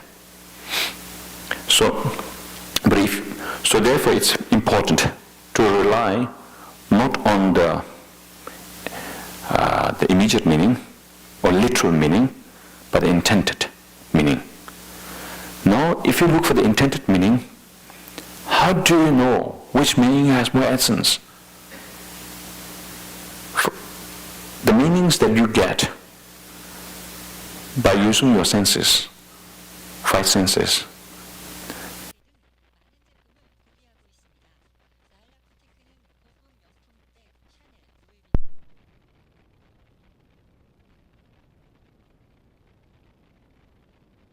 Consciousness to see the short-term benefit, the long-term benefit, pros and cons, risk-benefit analysis is needed. And then you can really see the long-term consequences as against the short-term benefit, which is more important. And appearing later, if somebody is not physically attractive, you just shun away from the person. But the person could be learned, compassionate, has all the qualities of human being there. So if you just look at appearance level, because you are using your senses, you might be swayed into believing that there is nothing to offer. But if you really look into deeper, more by using your common sense, then you will come to realize that the person has a lot to offer. Likewise, when you look at phenomena around you, if you only rely on your senses to interpret them, your interpretation is to see the short-term benefit, the long-term benefit,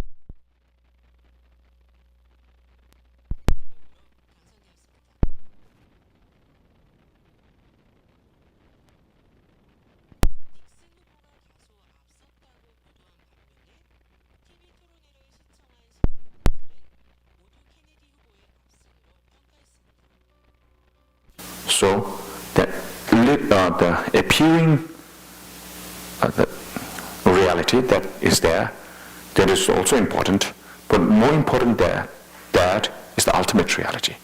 So to get to the ultimate reality, you don't use your senses, but you use your mental consciousness. So rely on the mental consciousness, not on the senses. Here.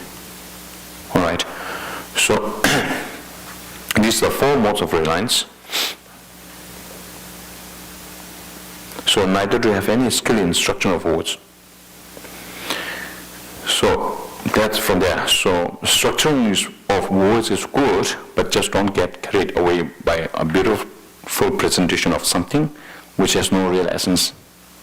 You have to look whether it's good for me right now, or how long is this benefit going to last. In economy, you speak of sustainability, right? Sustainable economy, right? That means you're speaking of long-term benefit. Do the same thing with everything in life. How sustainable is that? How long-lasting is that? And then okay. So when Shantideva says, I don't even have the thought of benefiting others, I've endeavored in this for my own mind to familiarize with, indirectly he is saying, because sentient beings are so flawed, so focused on some short-term benefits, they don't have the wisdom to really appreciate the meaning of what I have to say. And because of that, although I will be teaching this, I don't have much expectations from them. But out of compassion, I'm giving this teaching. That's what I'm saying. But, he said, if there are some people who have a different kind of mindset, who have the wisdom to discern, then they will appreciate the meaning of those. So indirectly he is insinuating that, however, if you are not mentally biased, and if you have some kind of wisdom to appreciate what is meaningful for you right now in the long run, then you will benefit. That's what he's saying. In order to habituate with virtue,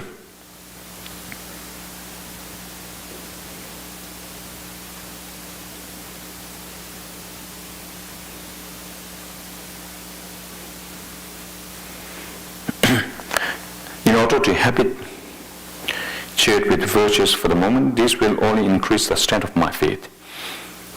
This will be meaningful if others too, who have some similar fortune as me, come across them. So here he is actually saying, it will be meaningful to you if you have an unbiased mindset, or if you make an effort to look into what is more beneficial for you in the long run.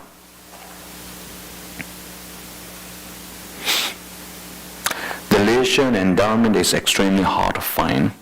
When that basis, that means this physical body and this human form, that is, when that basis which accomplishes the aspirations of beings is found, if no meaningful purpose is accomplished in this, when in future would you be perfectly endowed with it? So when you speak of leisure and endowment, it's we speak of the 18 attributes of a precious human being, right? 10 endowments and 8 leisures. That's what it means. Okay, the leisure and endowment, 8 leisures and 10 endowments, 5 with respect for oneself, 5 with respect to others. So if I were to go into detail, we'll not finish. But if you have some Naman text, or if you follow a Katyu tradition, you have Tapotage, ornament of liberation by jewel ornament of liberation by Tapolaje, Kampewa. You'll get what leisure and endowment means, 18 attributes, okay. So these are some kind of attributes, some physical qualities that enable us to practice Dhamma properly. when that basis, when you have attained this precious human form, when that which accomplishes the aspirations of beings is found, means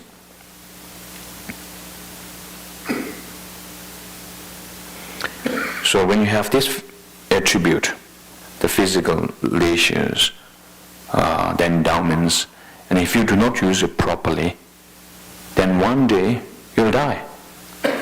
And you will not have used properly the leisure, the endowment, or the qualities that your physical body has that enables you to achieve so much spiritually. Spiritually means attainment of paths towards liberation. All right?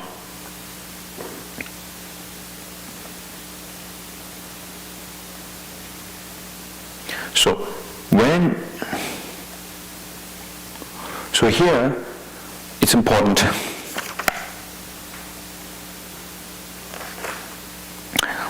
to think of impermanent nature of death. One reason we don't really focus much on Dharma or the teachings of Buddha is we tend to think that we'll have time for that in future or when you retire. And for the time being, you tend to think it's more important to focus on things which practically matters. You might think like that. But is there any guarantee that you are going to live tomorrow? Give me 100% guarantee. Nobody has the guarantee.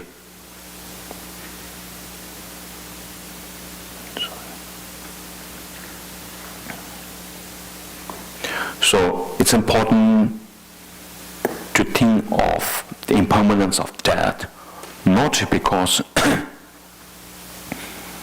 to torture you, but to boost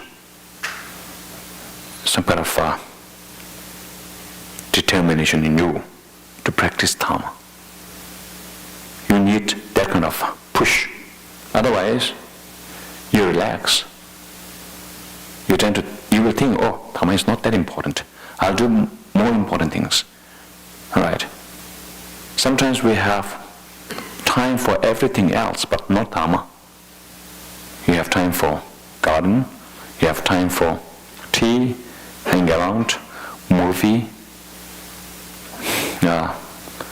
being tourist. But you have no time for Dharma. And you complain, oh, I have no time for Dharma.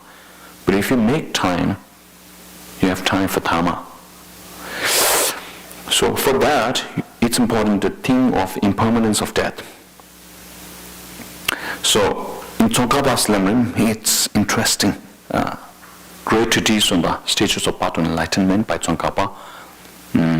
If people want, I also have the PDF version of those texts. You don't have to buy. You can get it from me after the teaching. So that's an English translation. So over there, it speaks of how to meditate on death, how to boost the fear, how to instill fear in you of death, so that it will boost your determination to practice. So he speaks of 3 roots, 9 reasoning, and 3 decisions. So I'll try to go through them here. The first one is death is inevitable. Of the 3 roots, first root is death is inevitable, or death is certain to come. That's the first root. Second one is the time of death is not certain. Death is certain, time of death is not certain. Third one is after death nothing helps other than the teachings, other than Dharma. 3. Death is certain, the time of death is uncertain. After death, nothing helps other than Dharma. 3 roots. Now, each of them has 3 attributes or 3 reasonings, sorry.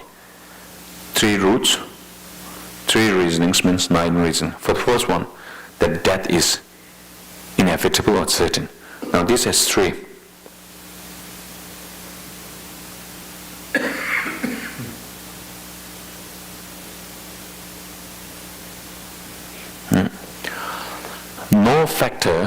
No factor can stop that.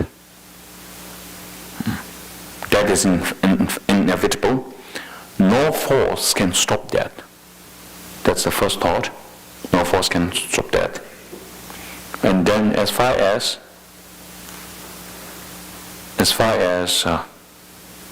your longevity is concerned, is dwindling.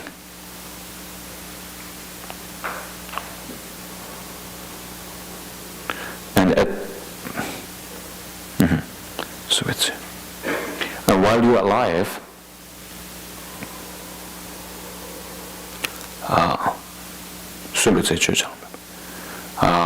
you might actually end up living your life without really doing dharma and then end it. So if you have these 3 reasoning, think of them. It's not to instill fear in you. Just if that is the purpose, then there is no benefit from it. But that is a fact, and you have to get used to the fact. Once you get used to the fact, although for the time being there is some kind of uneasiness there because of thinking of that, it will actually make you more passionate about dharma. And when that happens,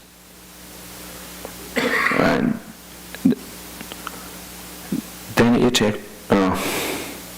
builds a firm determination from within, and constantly you are going to use your time judiciously. So that is important.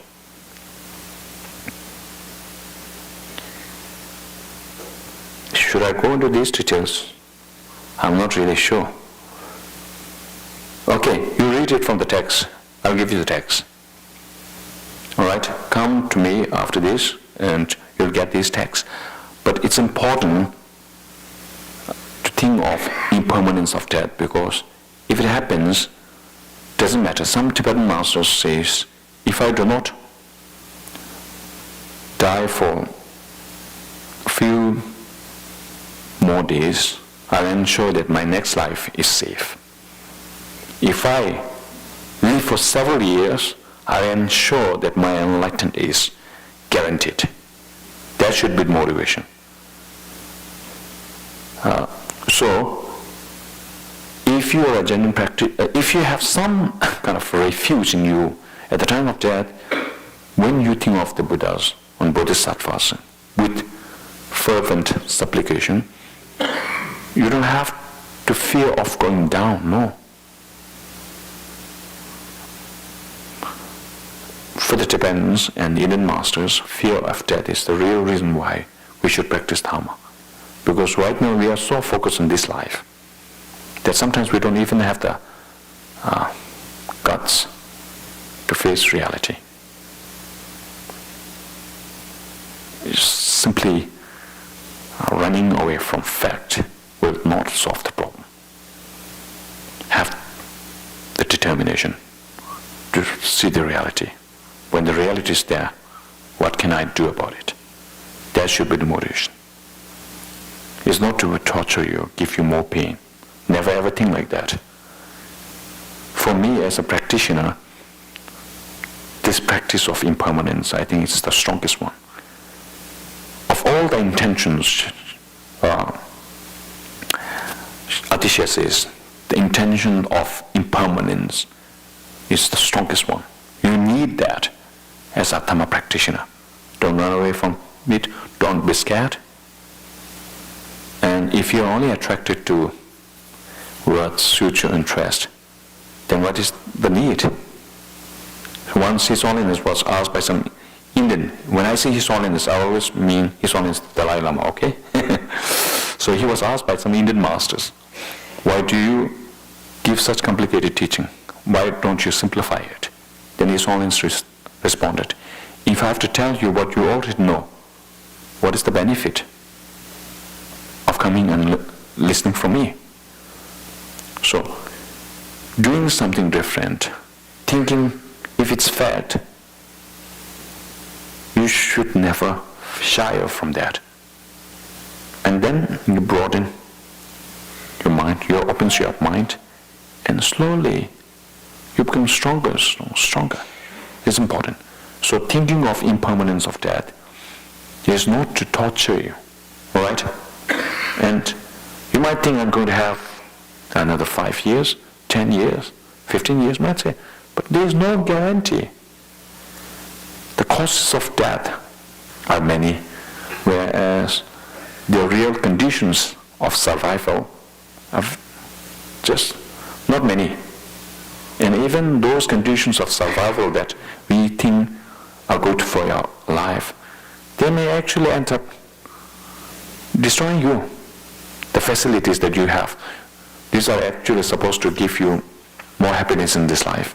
But you never know these will be the causes of your death. And then, with every minute, your life ends. But as I told you, it's just this part of life that's ending. There's no real end there. You are again reincarnate. So better to work for that reincarnation. I've been warned not to speak of impermanence, and I suppose I saw some people leaving, which is a bit unfortunate. Amidst the cluster of clouds and darkness of night, just as an instant flash of lightning brightly illuminates the sky, likewise, even if due to the powers of the Buddha,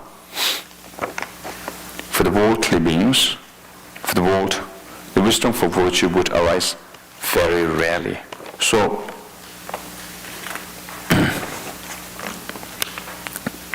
on one, we have to see what kind of facilities as or endowment or richness we have to practice Dharma because of being humans. You try to speak of compassion to the dogs simply by following some kind of examples of others. They might have little compassion for others, but they couldn't broaden their perspective. They could never think of enlightenment, liberation, emptiness, none of this. You ask them to say some mantras of Avalokiteshvara, even one, give and promise them everything that they would desire. They won't be able to say that. But we are humans now, ability to think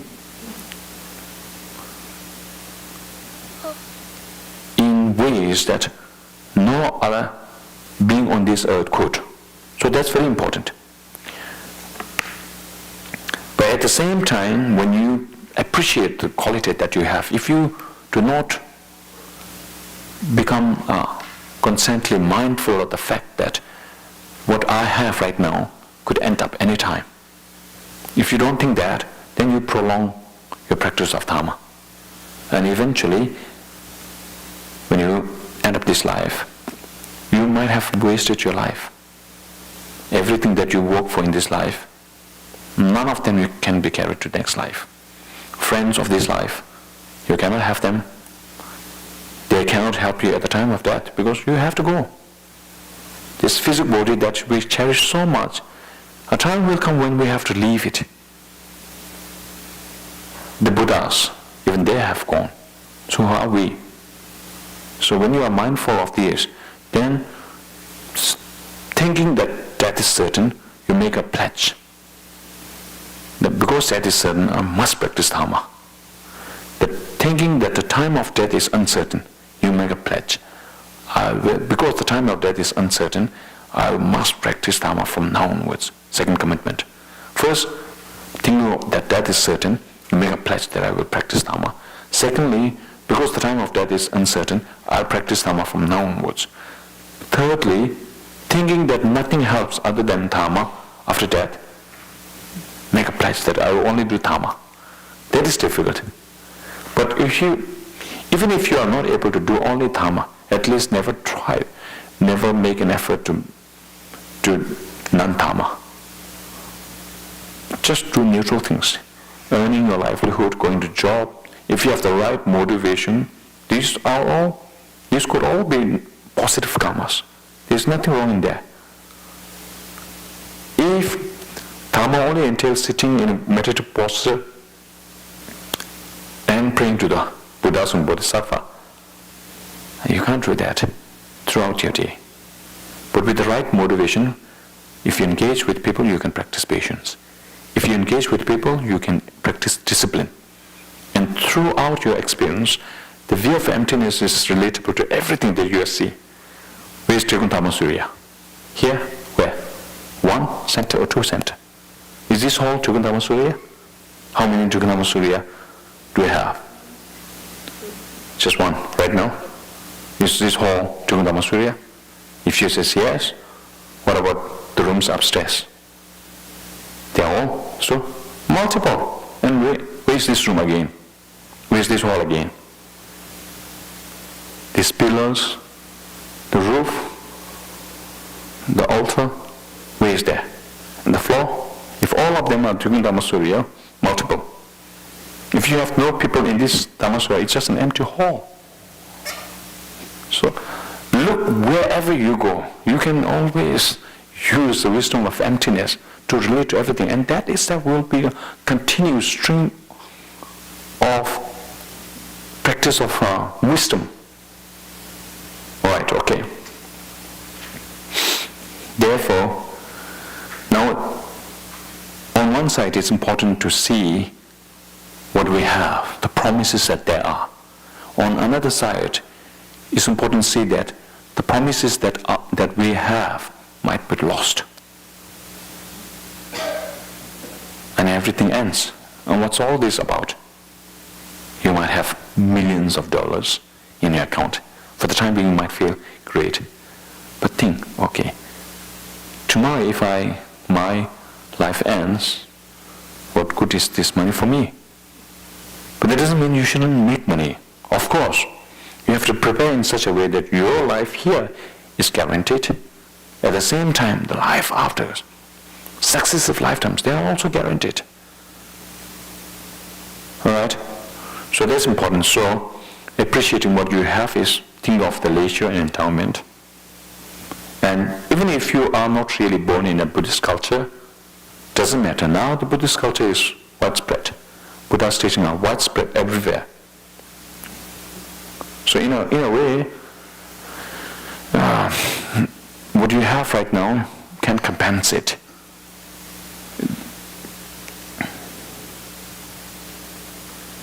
And so, therefore, while virtues are perpetually feeble and non-virtues powerful and extremely inexhaustible, other than the mind aspiring for the complete enlightenment, which other virtue would overpower them. So this wisdom of, the mind of enlightenment or bodhicitta is so powerful. And so non-virtues that we have, purification is important, but then there are lots of purifications. Modes of purification. You might recite the Vajrasattva mantra, you might do prostration, you might offer supplications to the Buddha. All these activities you can do, but are they really strong enough? Are they the strongest means? The strongest means is the view of the bodhicitta, an aspiration to benefit limitless beings. When you have bodhicitta, your concern is not just limited sentient beings. It's the entire sentient beings. That's so great. And not just for a brief moment. When you make a Buddhist citta pledge, you make a commitment to relieve all of their sufferings. Relieve their sufferings for now, in the future, and not only relieve their sufferings entirely. First, to guarantee that they have good human births continuously. That's a pledge.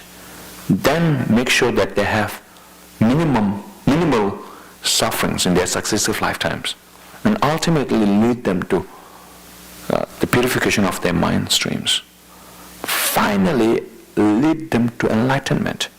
So you are ready to bestow everything possible for others. That doesn't mean you have to cut your hands and everything and give up everything you have. No. Unless your mind is not matured enough. There's a time to do everything at a particular time. When you see that this body, there's no real difference between this body and a piece of vegetable. And then just giving it out to others is as easy as giving out a piece of flour to somebody. So unless your mind is trained to that level, there's no immediate need to give a part of your body. But training of compassion is only mental. When you do that, you are not really parting away with your money or your house, anything. Just simply familiarizing your mind with them. And once when your mind can take it, everything is so easy. When you mentally you accept it, then everything else is easy. So while virtues are perpetually feeble, so virtues that we have are very feeble, and non-virtues that we have, because of the gross delusions that we have, are so strong. At such a time, in order to really fight these non-virtues, eliminate these, the most powerful kind of a flame that can wipe out a whole forest in a spit of moment is the Bodhisattva. So it's speaking of the merit of Bodhisattva. Having thoroughly reflected for eon, the Buddhas have only seen this to be of benefit. I'm not saying, okay, due to this, masses of limitless beings will be easily and quickly attain the supreme bliss. Supreme bliss means enlightenment. Another thing that might occur to you is, okay, the promise of enlightenment is great, but what guarantee is that the my enlightenment will have some kind of an extra impact on sentient beings? Because at this very moment there are limitless Buddhas already enlightened.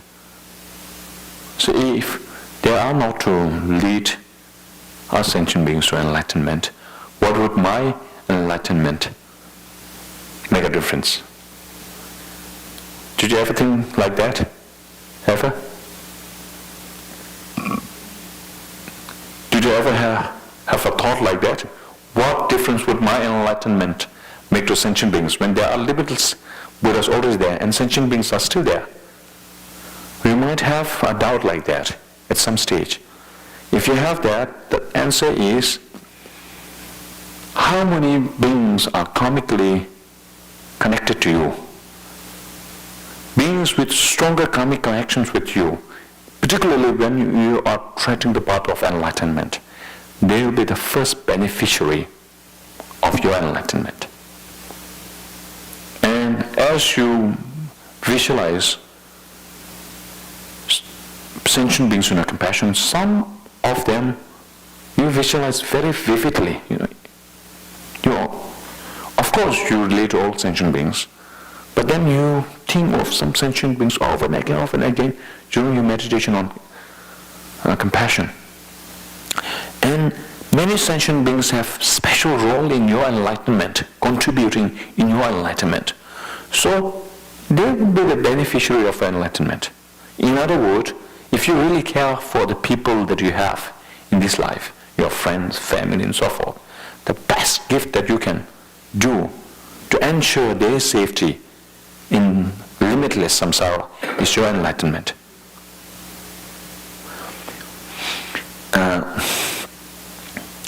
If you look at the biographies of past masters, you might come across some masters sending their students to other master and saying, oh, you have more karmic connection with them. I also know one senior member of His Holiness office. I'm not going to name him because I made a promise, but His Holiness gifted him a statue of Tara. And when he gifted that, his son said, you have more karmic connection with Tara.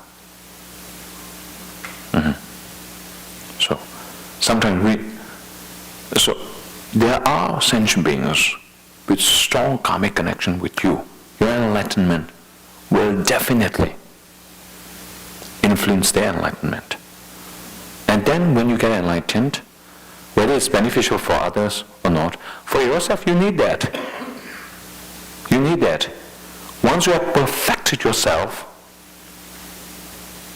that is what we all need. So,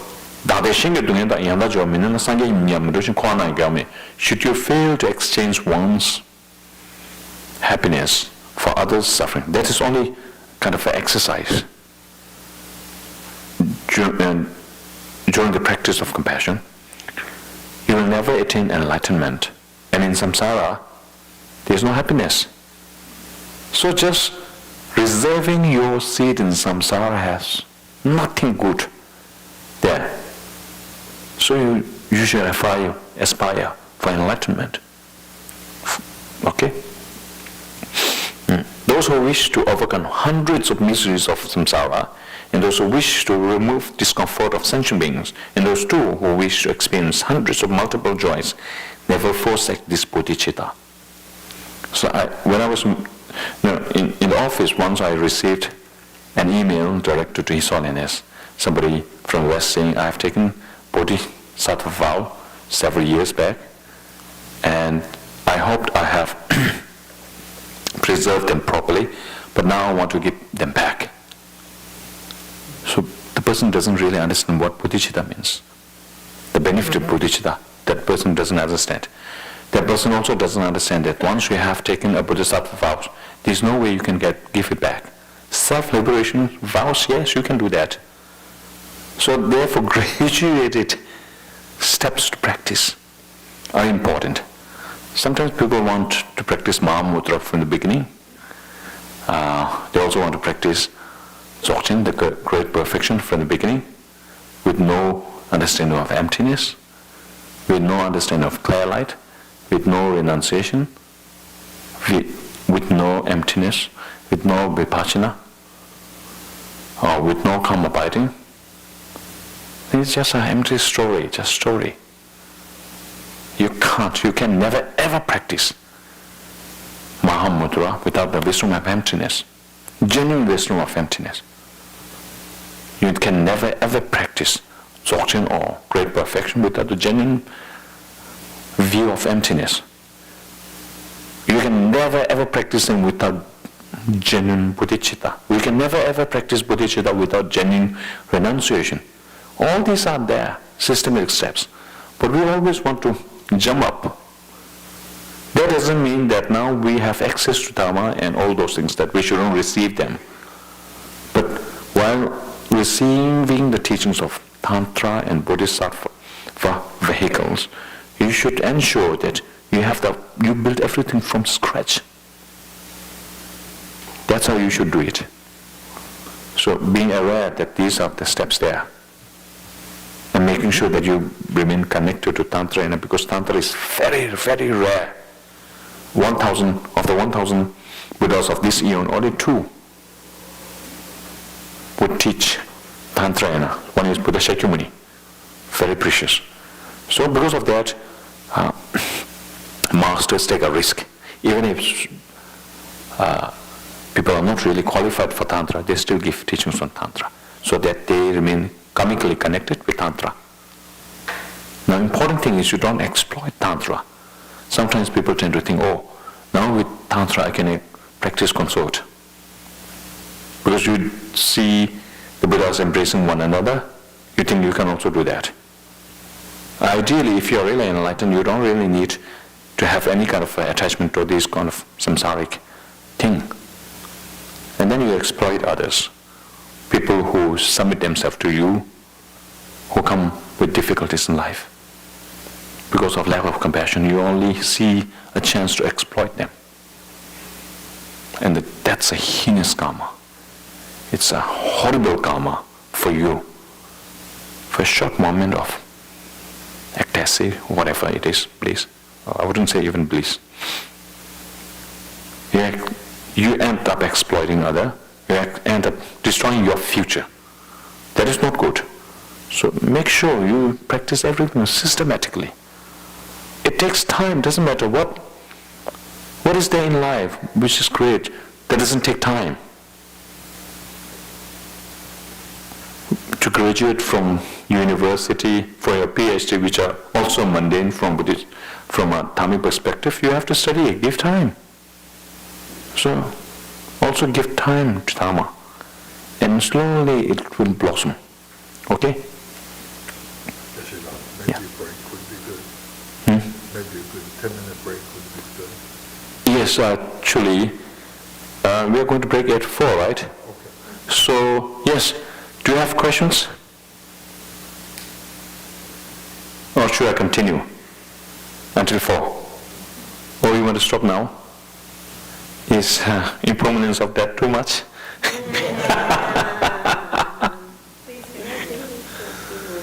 I'll continue. Okay. Okay. The moment this bodhicitta is born, destitute beings bound in the prison of samsara will be called as the children of Sukata, Buddhas, and will become objects to be venerated by gods, humans, and others of the world. You know, real respect for others is if they have some good quality. Then you have respect for others.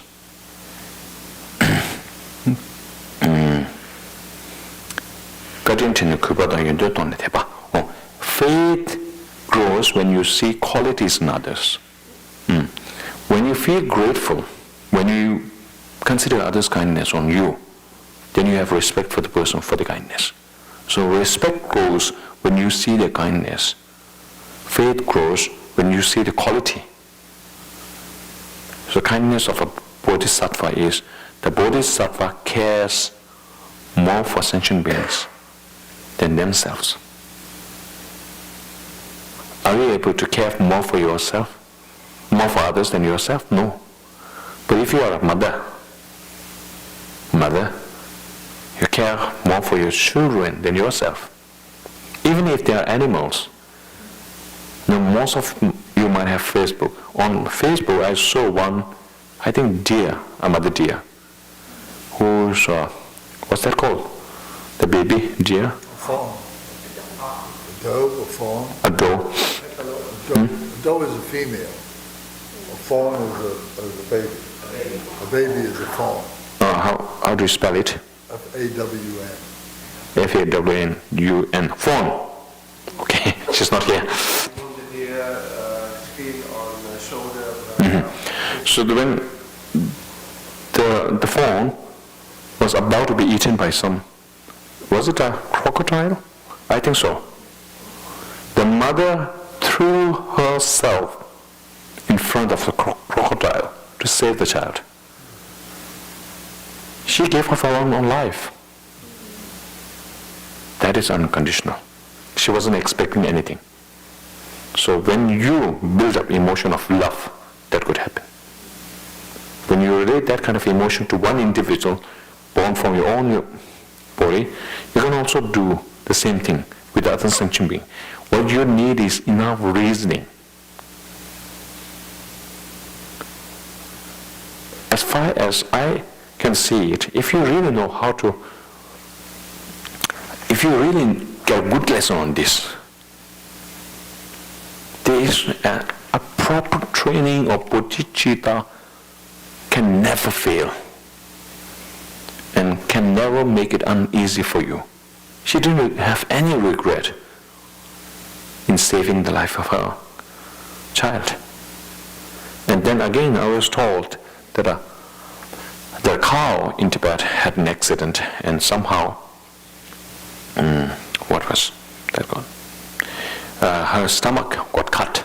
She was pregnant with a baby calf. So the baby calf came out. She was dying. But while she was dying, she was licking the baby calf without still showing affection while she was dying. So therefore, it's one of the reasons why we should consider all sentient beings as having been our mother is because of the mother's affection, unconditional love. That is important. If you see other sentient beings as neutral beings, people not related to you, practicing compassion on them is not easy. Once you relate to them or build some kind of affinity with them, proximity with them, then you feel concerned. For example, here is somebody, a friend or your child or mother who is suffering, and here is a neutral person. Who would you like to help? Naturally the mother, somebody who is related to you, because mentally you feel something. You feel a connection, a good connection. So in order to feel that affinity, we have to meditate on sentient beings as having been your mother, because it's also a fact, and it's the mother's unconditional love that we can use in order to feel closer to sentient beings that usually we reject or we feel averse to. So in the light of being your mother, every sentient being has an equal role. Only difference is some sentient beings' role as your mother you remember in this life, others you don't remember. Otherwise they have already extended unconditional love on you. So that's one reason. And some people say, my mother in this life has been very bad to me, so I don't want to think of her kindness. Doesn't matter. And some others says, well, in a way, yes, all sentient beings have been your mother, limitless lifetimes, for limitless lifetimes, but they have also been your enemies who have killed you million, trillion times, whom you have killed million, trillion times. So why shouldn't I think of them as having been my enemy instead think of them as my mother? Did you ever think of that when contemplating on compassion? These qualms, these doubts, suspicions will arise, and they must arise, because your path to enlightenment should not have any confusion. So now, here is the thing. There are two ways of practicing compassion. One is exchanging and equalizing self and other, as shown by Shantideva in this text. Another, self-fault mind training instruction by Atisha, where you have to see every sentient being in the light of having been your mother. That's one way. Another way is thinking of yourself and others, having the same nature, wanting to be happy and not wanting to suffer, and then think of the benefit of compassion. Ultimately, you are the first beneficiary, and ultimately you will get enlightened. And sentient beings on whom you practice compassion may get enlightened, may not get enlightened. And the entire sentient being to get enlightened together with your enlightenment, that is impossible. So pros and cons, pros and cons. You think in this manner. And then it's just a state of mind. We tend to grasp on an independent mind to such an extent that we feel like entangled in our own small version of us, mind. We can't take into account the well-being of limitless sentient beings. But once you do that, it will be so relieving. Doesn't mean you have to part away with everything you have. Just changing the attitude. That's all there. So if your mother in this life has not been kind, I'm sure there's somebody who has been kind to you. If not, take the example of other sentient beings. I'm a monk, so I have no children, but I can see my classmates, my friends, how they relate to their children, how much affection they have for the children. Once they have children, the mothers completely forget. Or usually a lot of maggots and so forth. But when a child is born, the attention is in most of the time on children. And then when they go to the market, what to buy for the child, they don't really care what to buy for me. So if you see that in others, okay, unfortunately, there is always a reason to practice compassion, even if your mother has been very bad to you. Your mother could have decided to terminate you while you're here, but she decided to have you.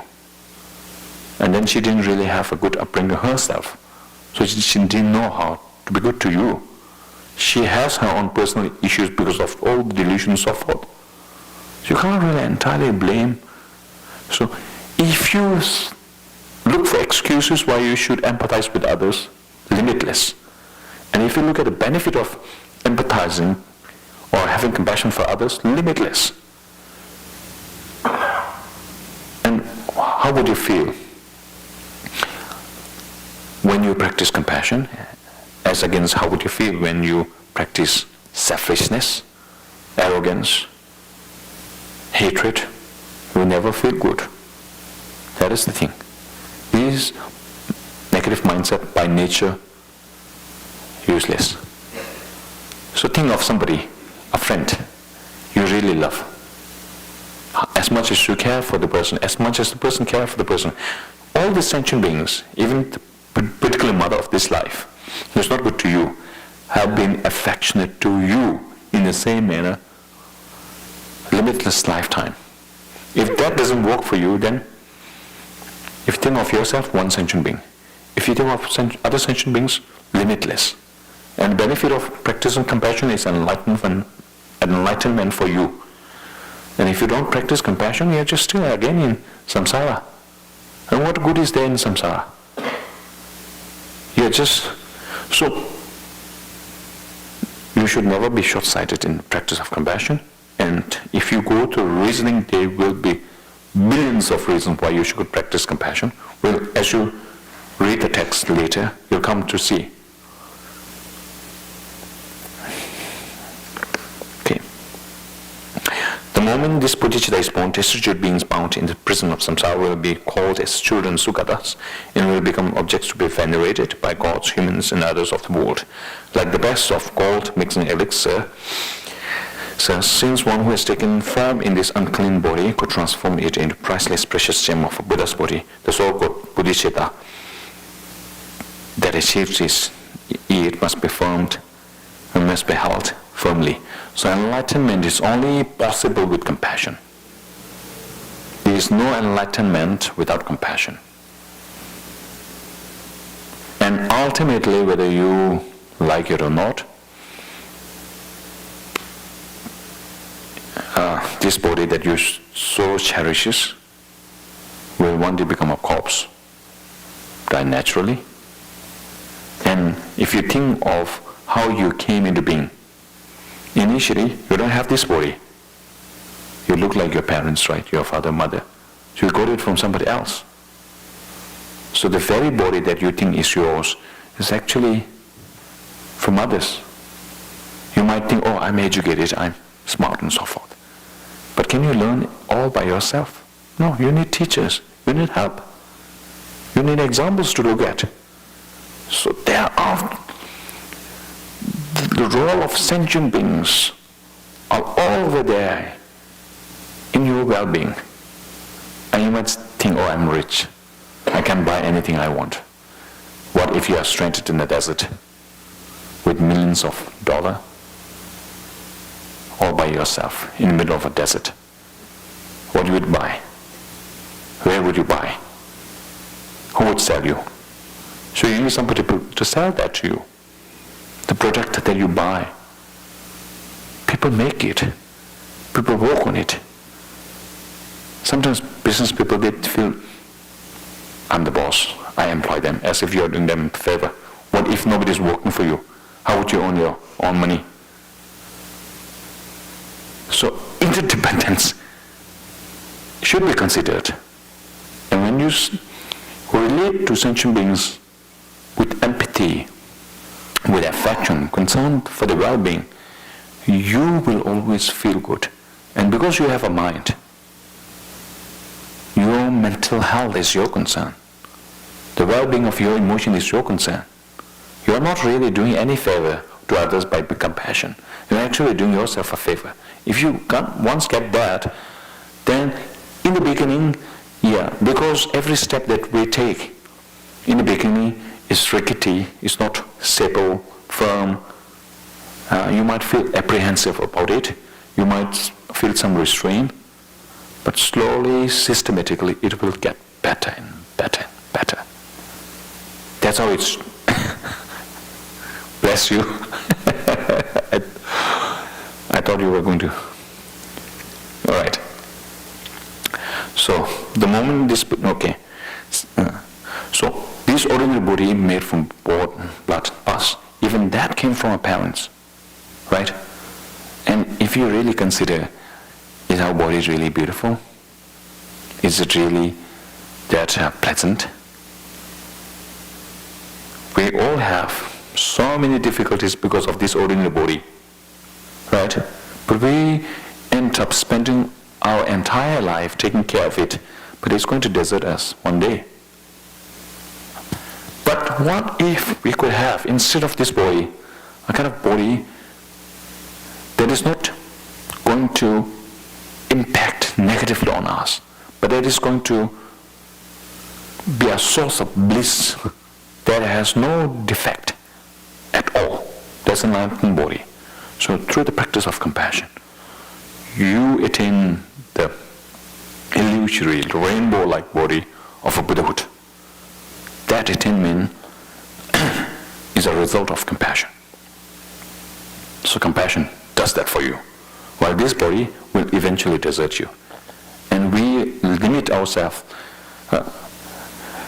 from practicing compassion, we restrain ourselves from practicing compassion because we take care, we emphasize so much on me, my body. Even this body came from your mother, parents, doesn't really belong to you. So that part, Shantideva will say that at a later chapter. But we have to consider, okay, so the sole captain of migratory beings and infinite, 5 minutes, wisdom, upon thorough analysis, have seen this to be of great importance. Therefore, those who wish to escape from the state of migratory beings should hold this precious Bodhisattva well and firm. All other virtues, like a plantain tree that just perishes away after bearing fruit for just once. The tree of Bodhicitta, although perennial, does not die upon bearing fruit. It multiplies. That's important. Sometimes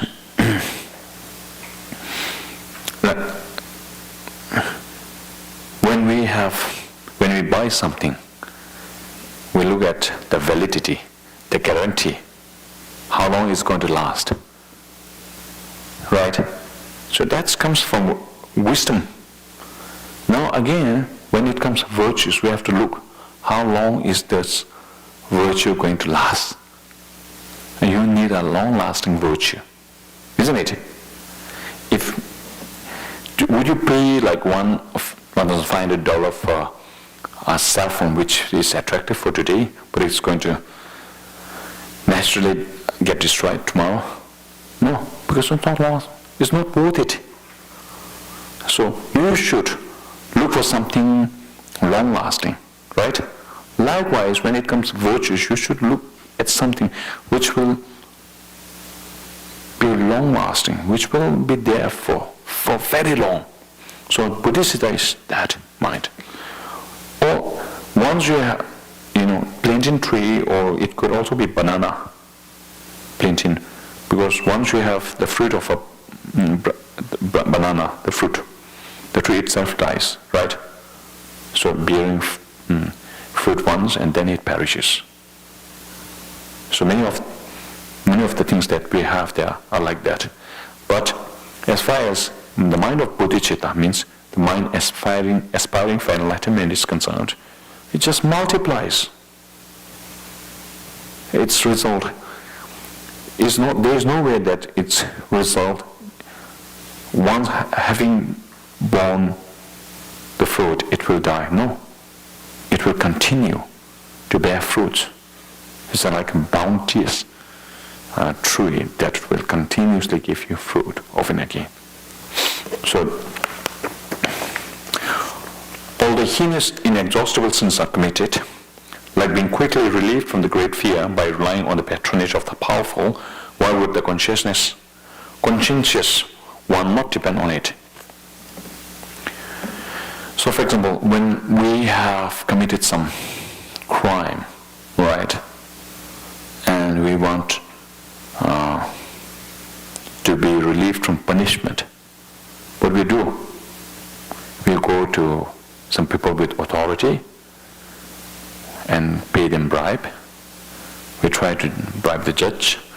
We try to buy the prosecutor.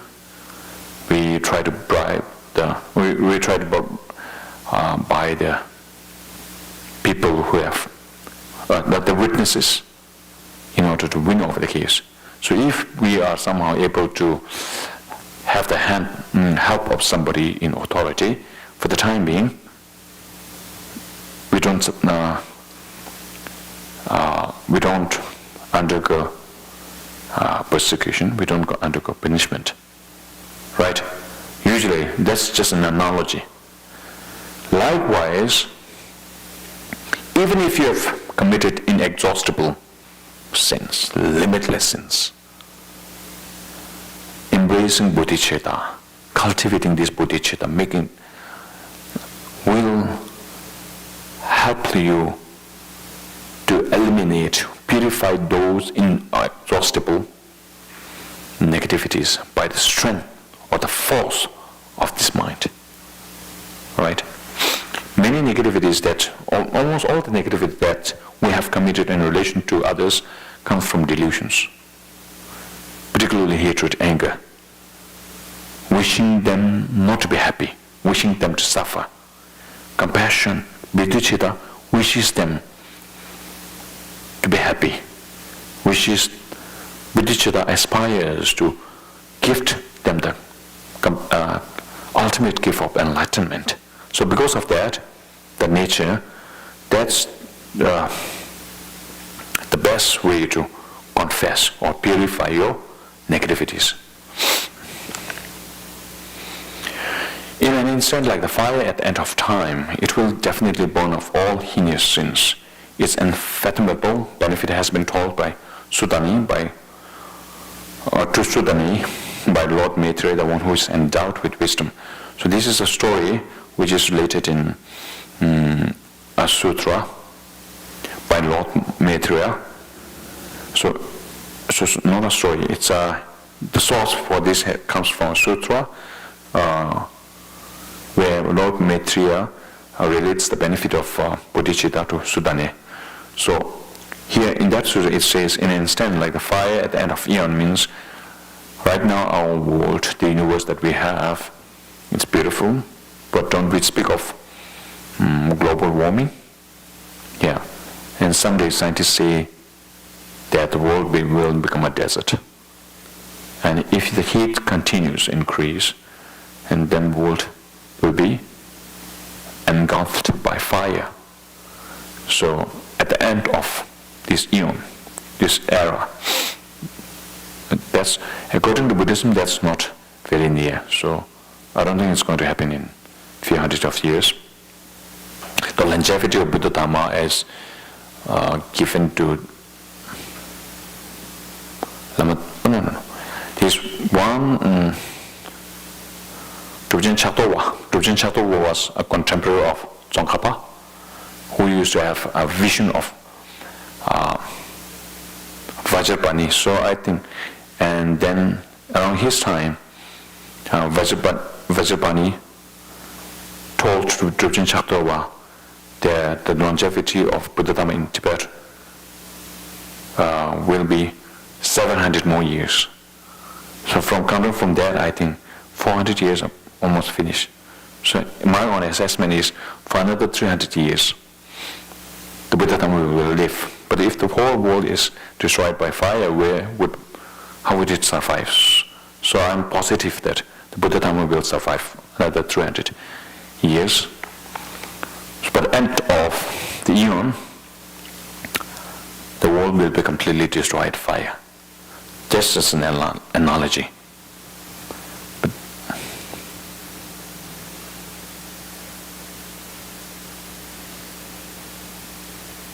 So just like that, the fire of bodhicitta will eliminate all the negativities in an instant. When that destruction of the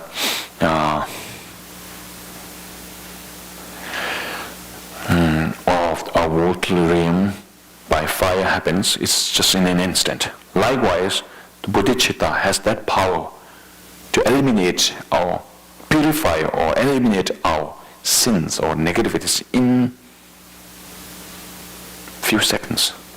So that's the greatness of this mind of bodhicitta or bodhicitta. This bodhicitta in brief, okay. All right. So, do you do some dedication? Do you have the prayer at the end of the teaching? Meditation. Or just okay, it's okay. Let's just save time. I'll just say it and explain the meaning, and you visualize it. Just as the great, powerful Manju Gosha and Samantrabhadra have dedicated their virtues for the benefit of sentient beings and so forth, I also dedicate the merit that I have earned by listening to teaching or giving teaching, and also may the precious Buddha that has never been be born in those, and in those where it has born, may it multiply. The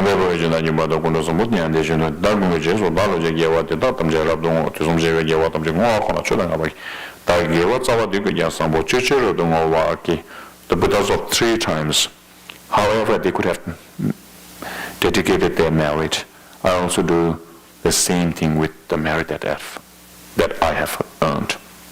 And if you have some understanding of emptiness, then you think of where is the merit that I have earned from the morning up until now? Where is it? And dedicator, me, where is it? And the dedication, final enlightenment, where is it? So thinking of the emptiness nature of the object of dedication, the dedication itself, the dedicator, all of these, thinking of the emptiness nature and dwelling in that is like putting stem, concretizing the merit that you have earned. So see you tomorrow morning, and we will break, same time, but the lunch time will be shorter, half an hour, like we'll come back at 1:30. Is that more feasible? Flexible? Too long? All right, have a good night. Thank you. Most welcome.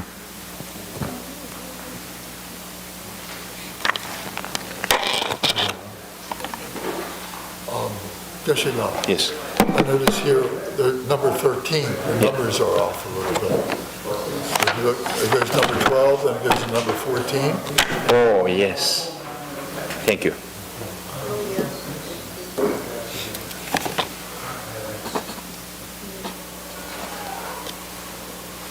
Thank you. Yeah, that's right. This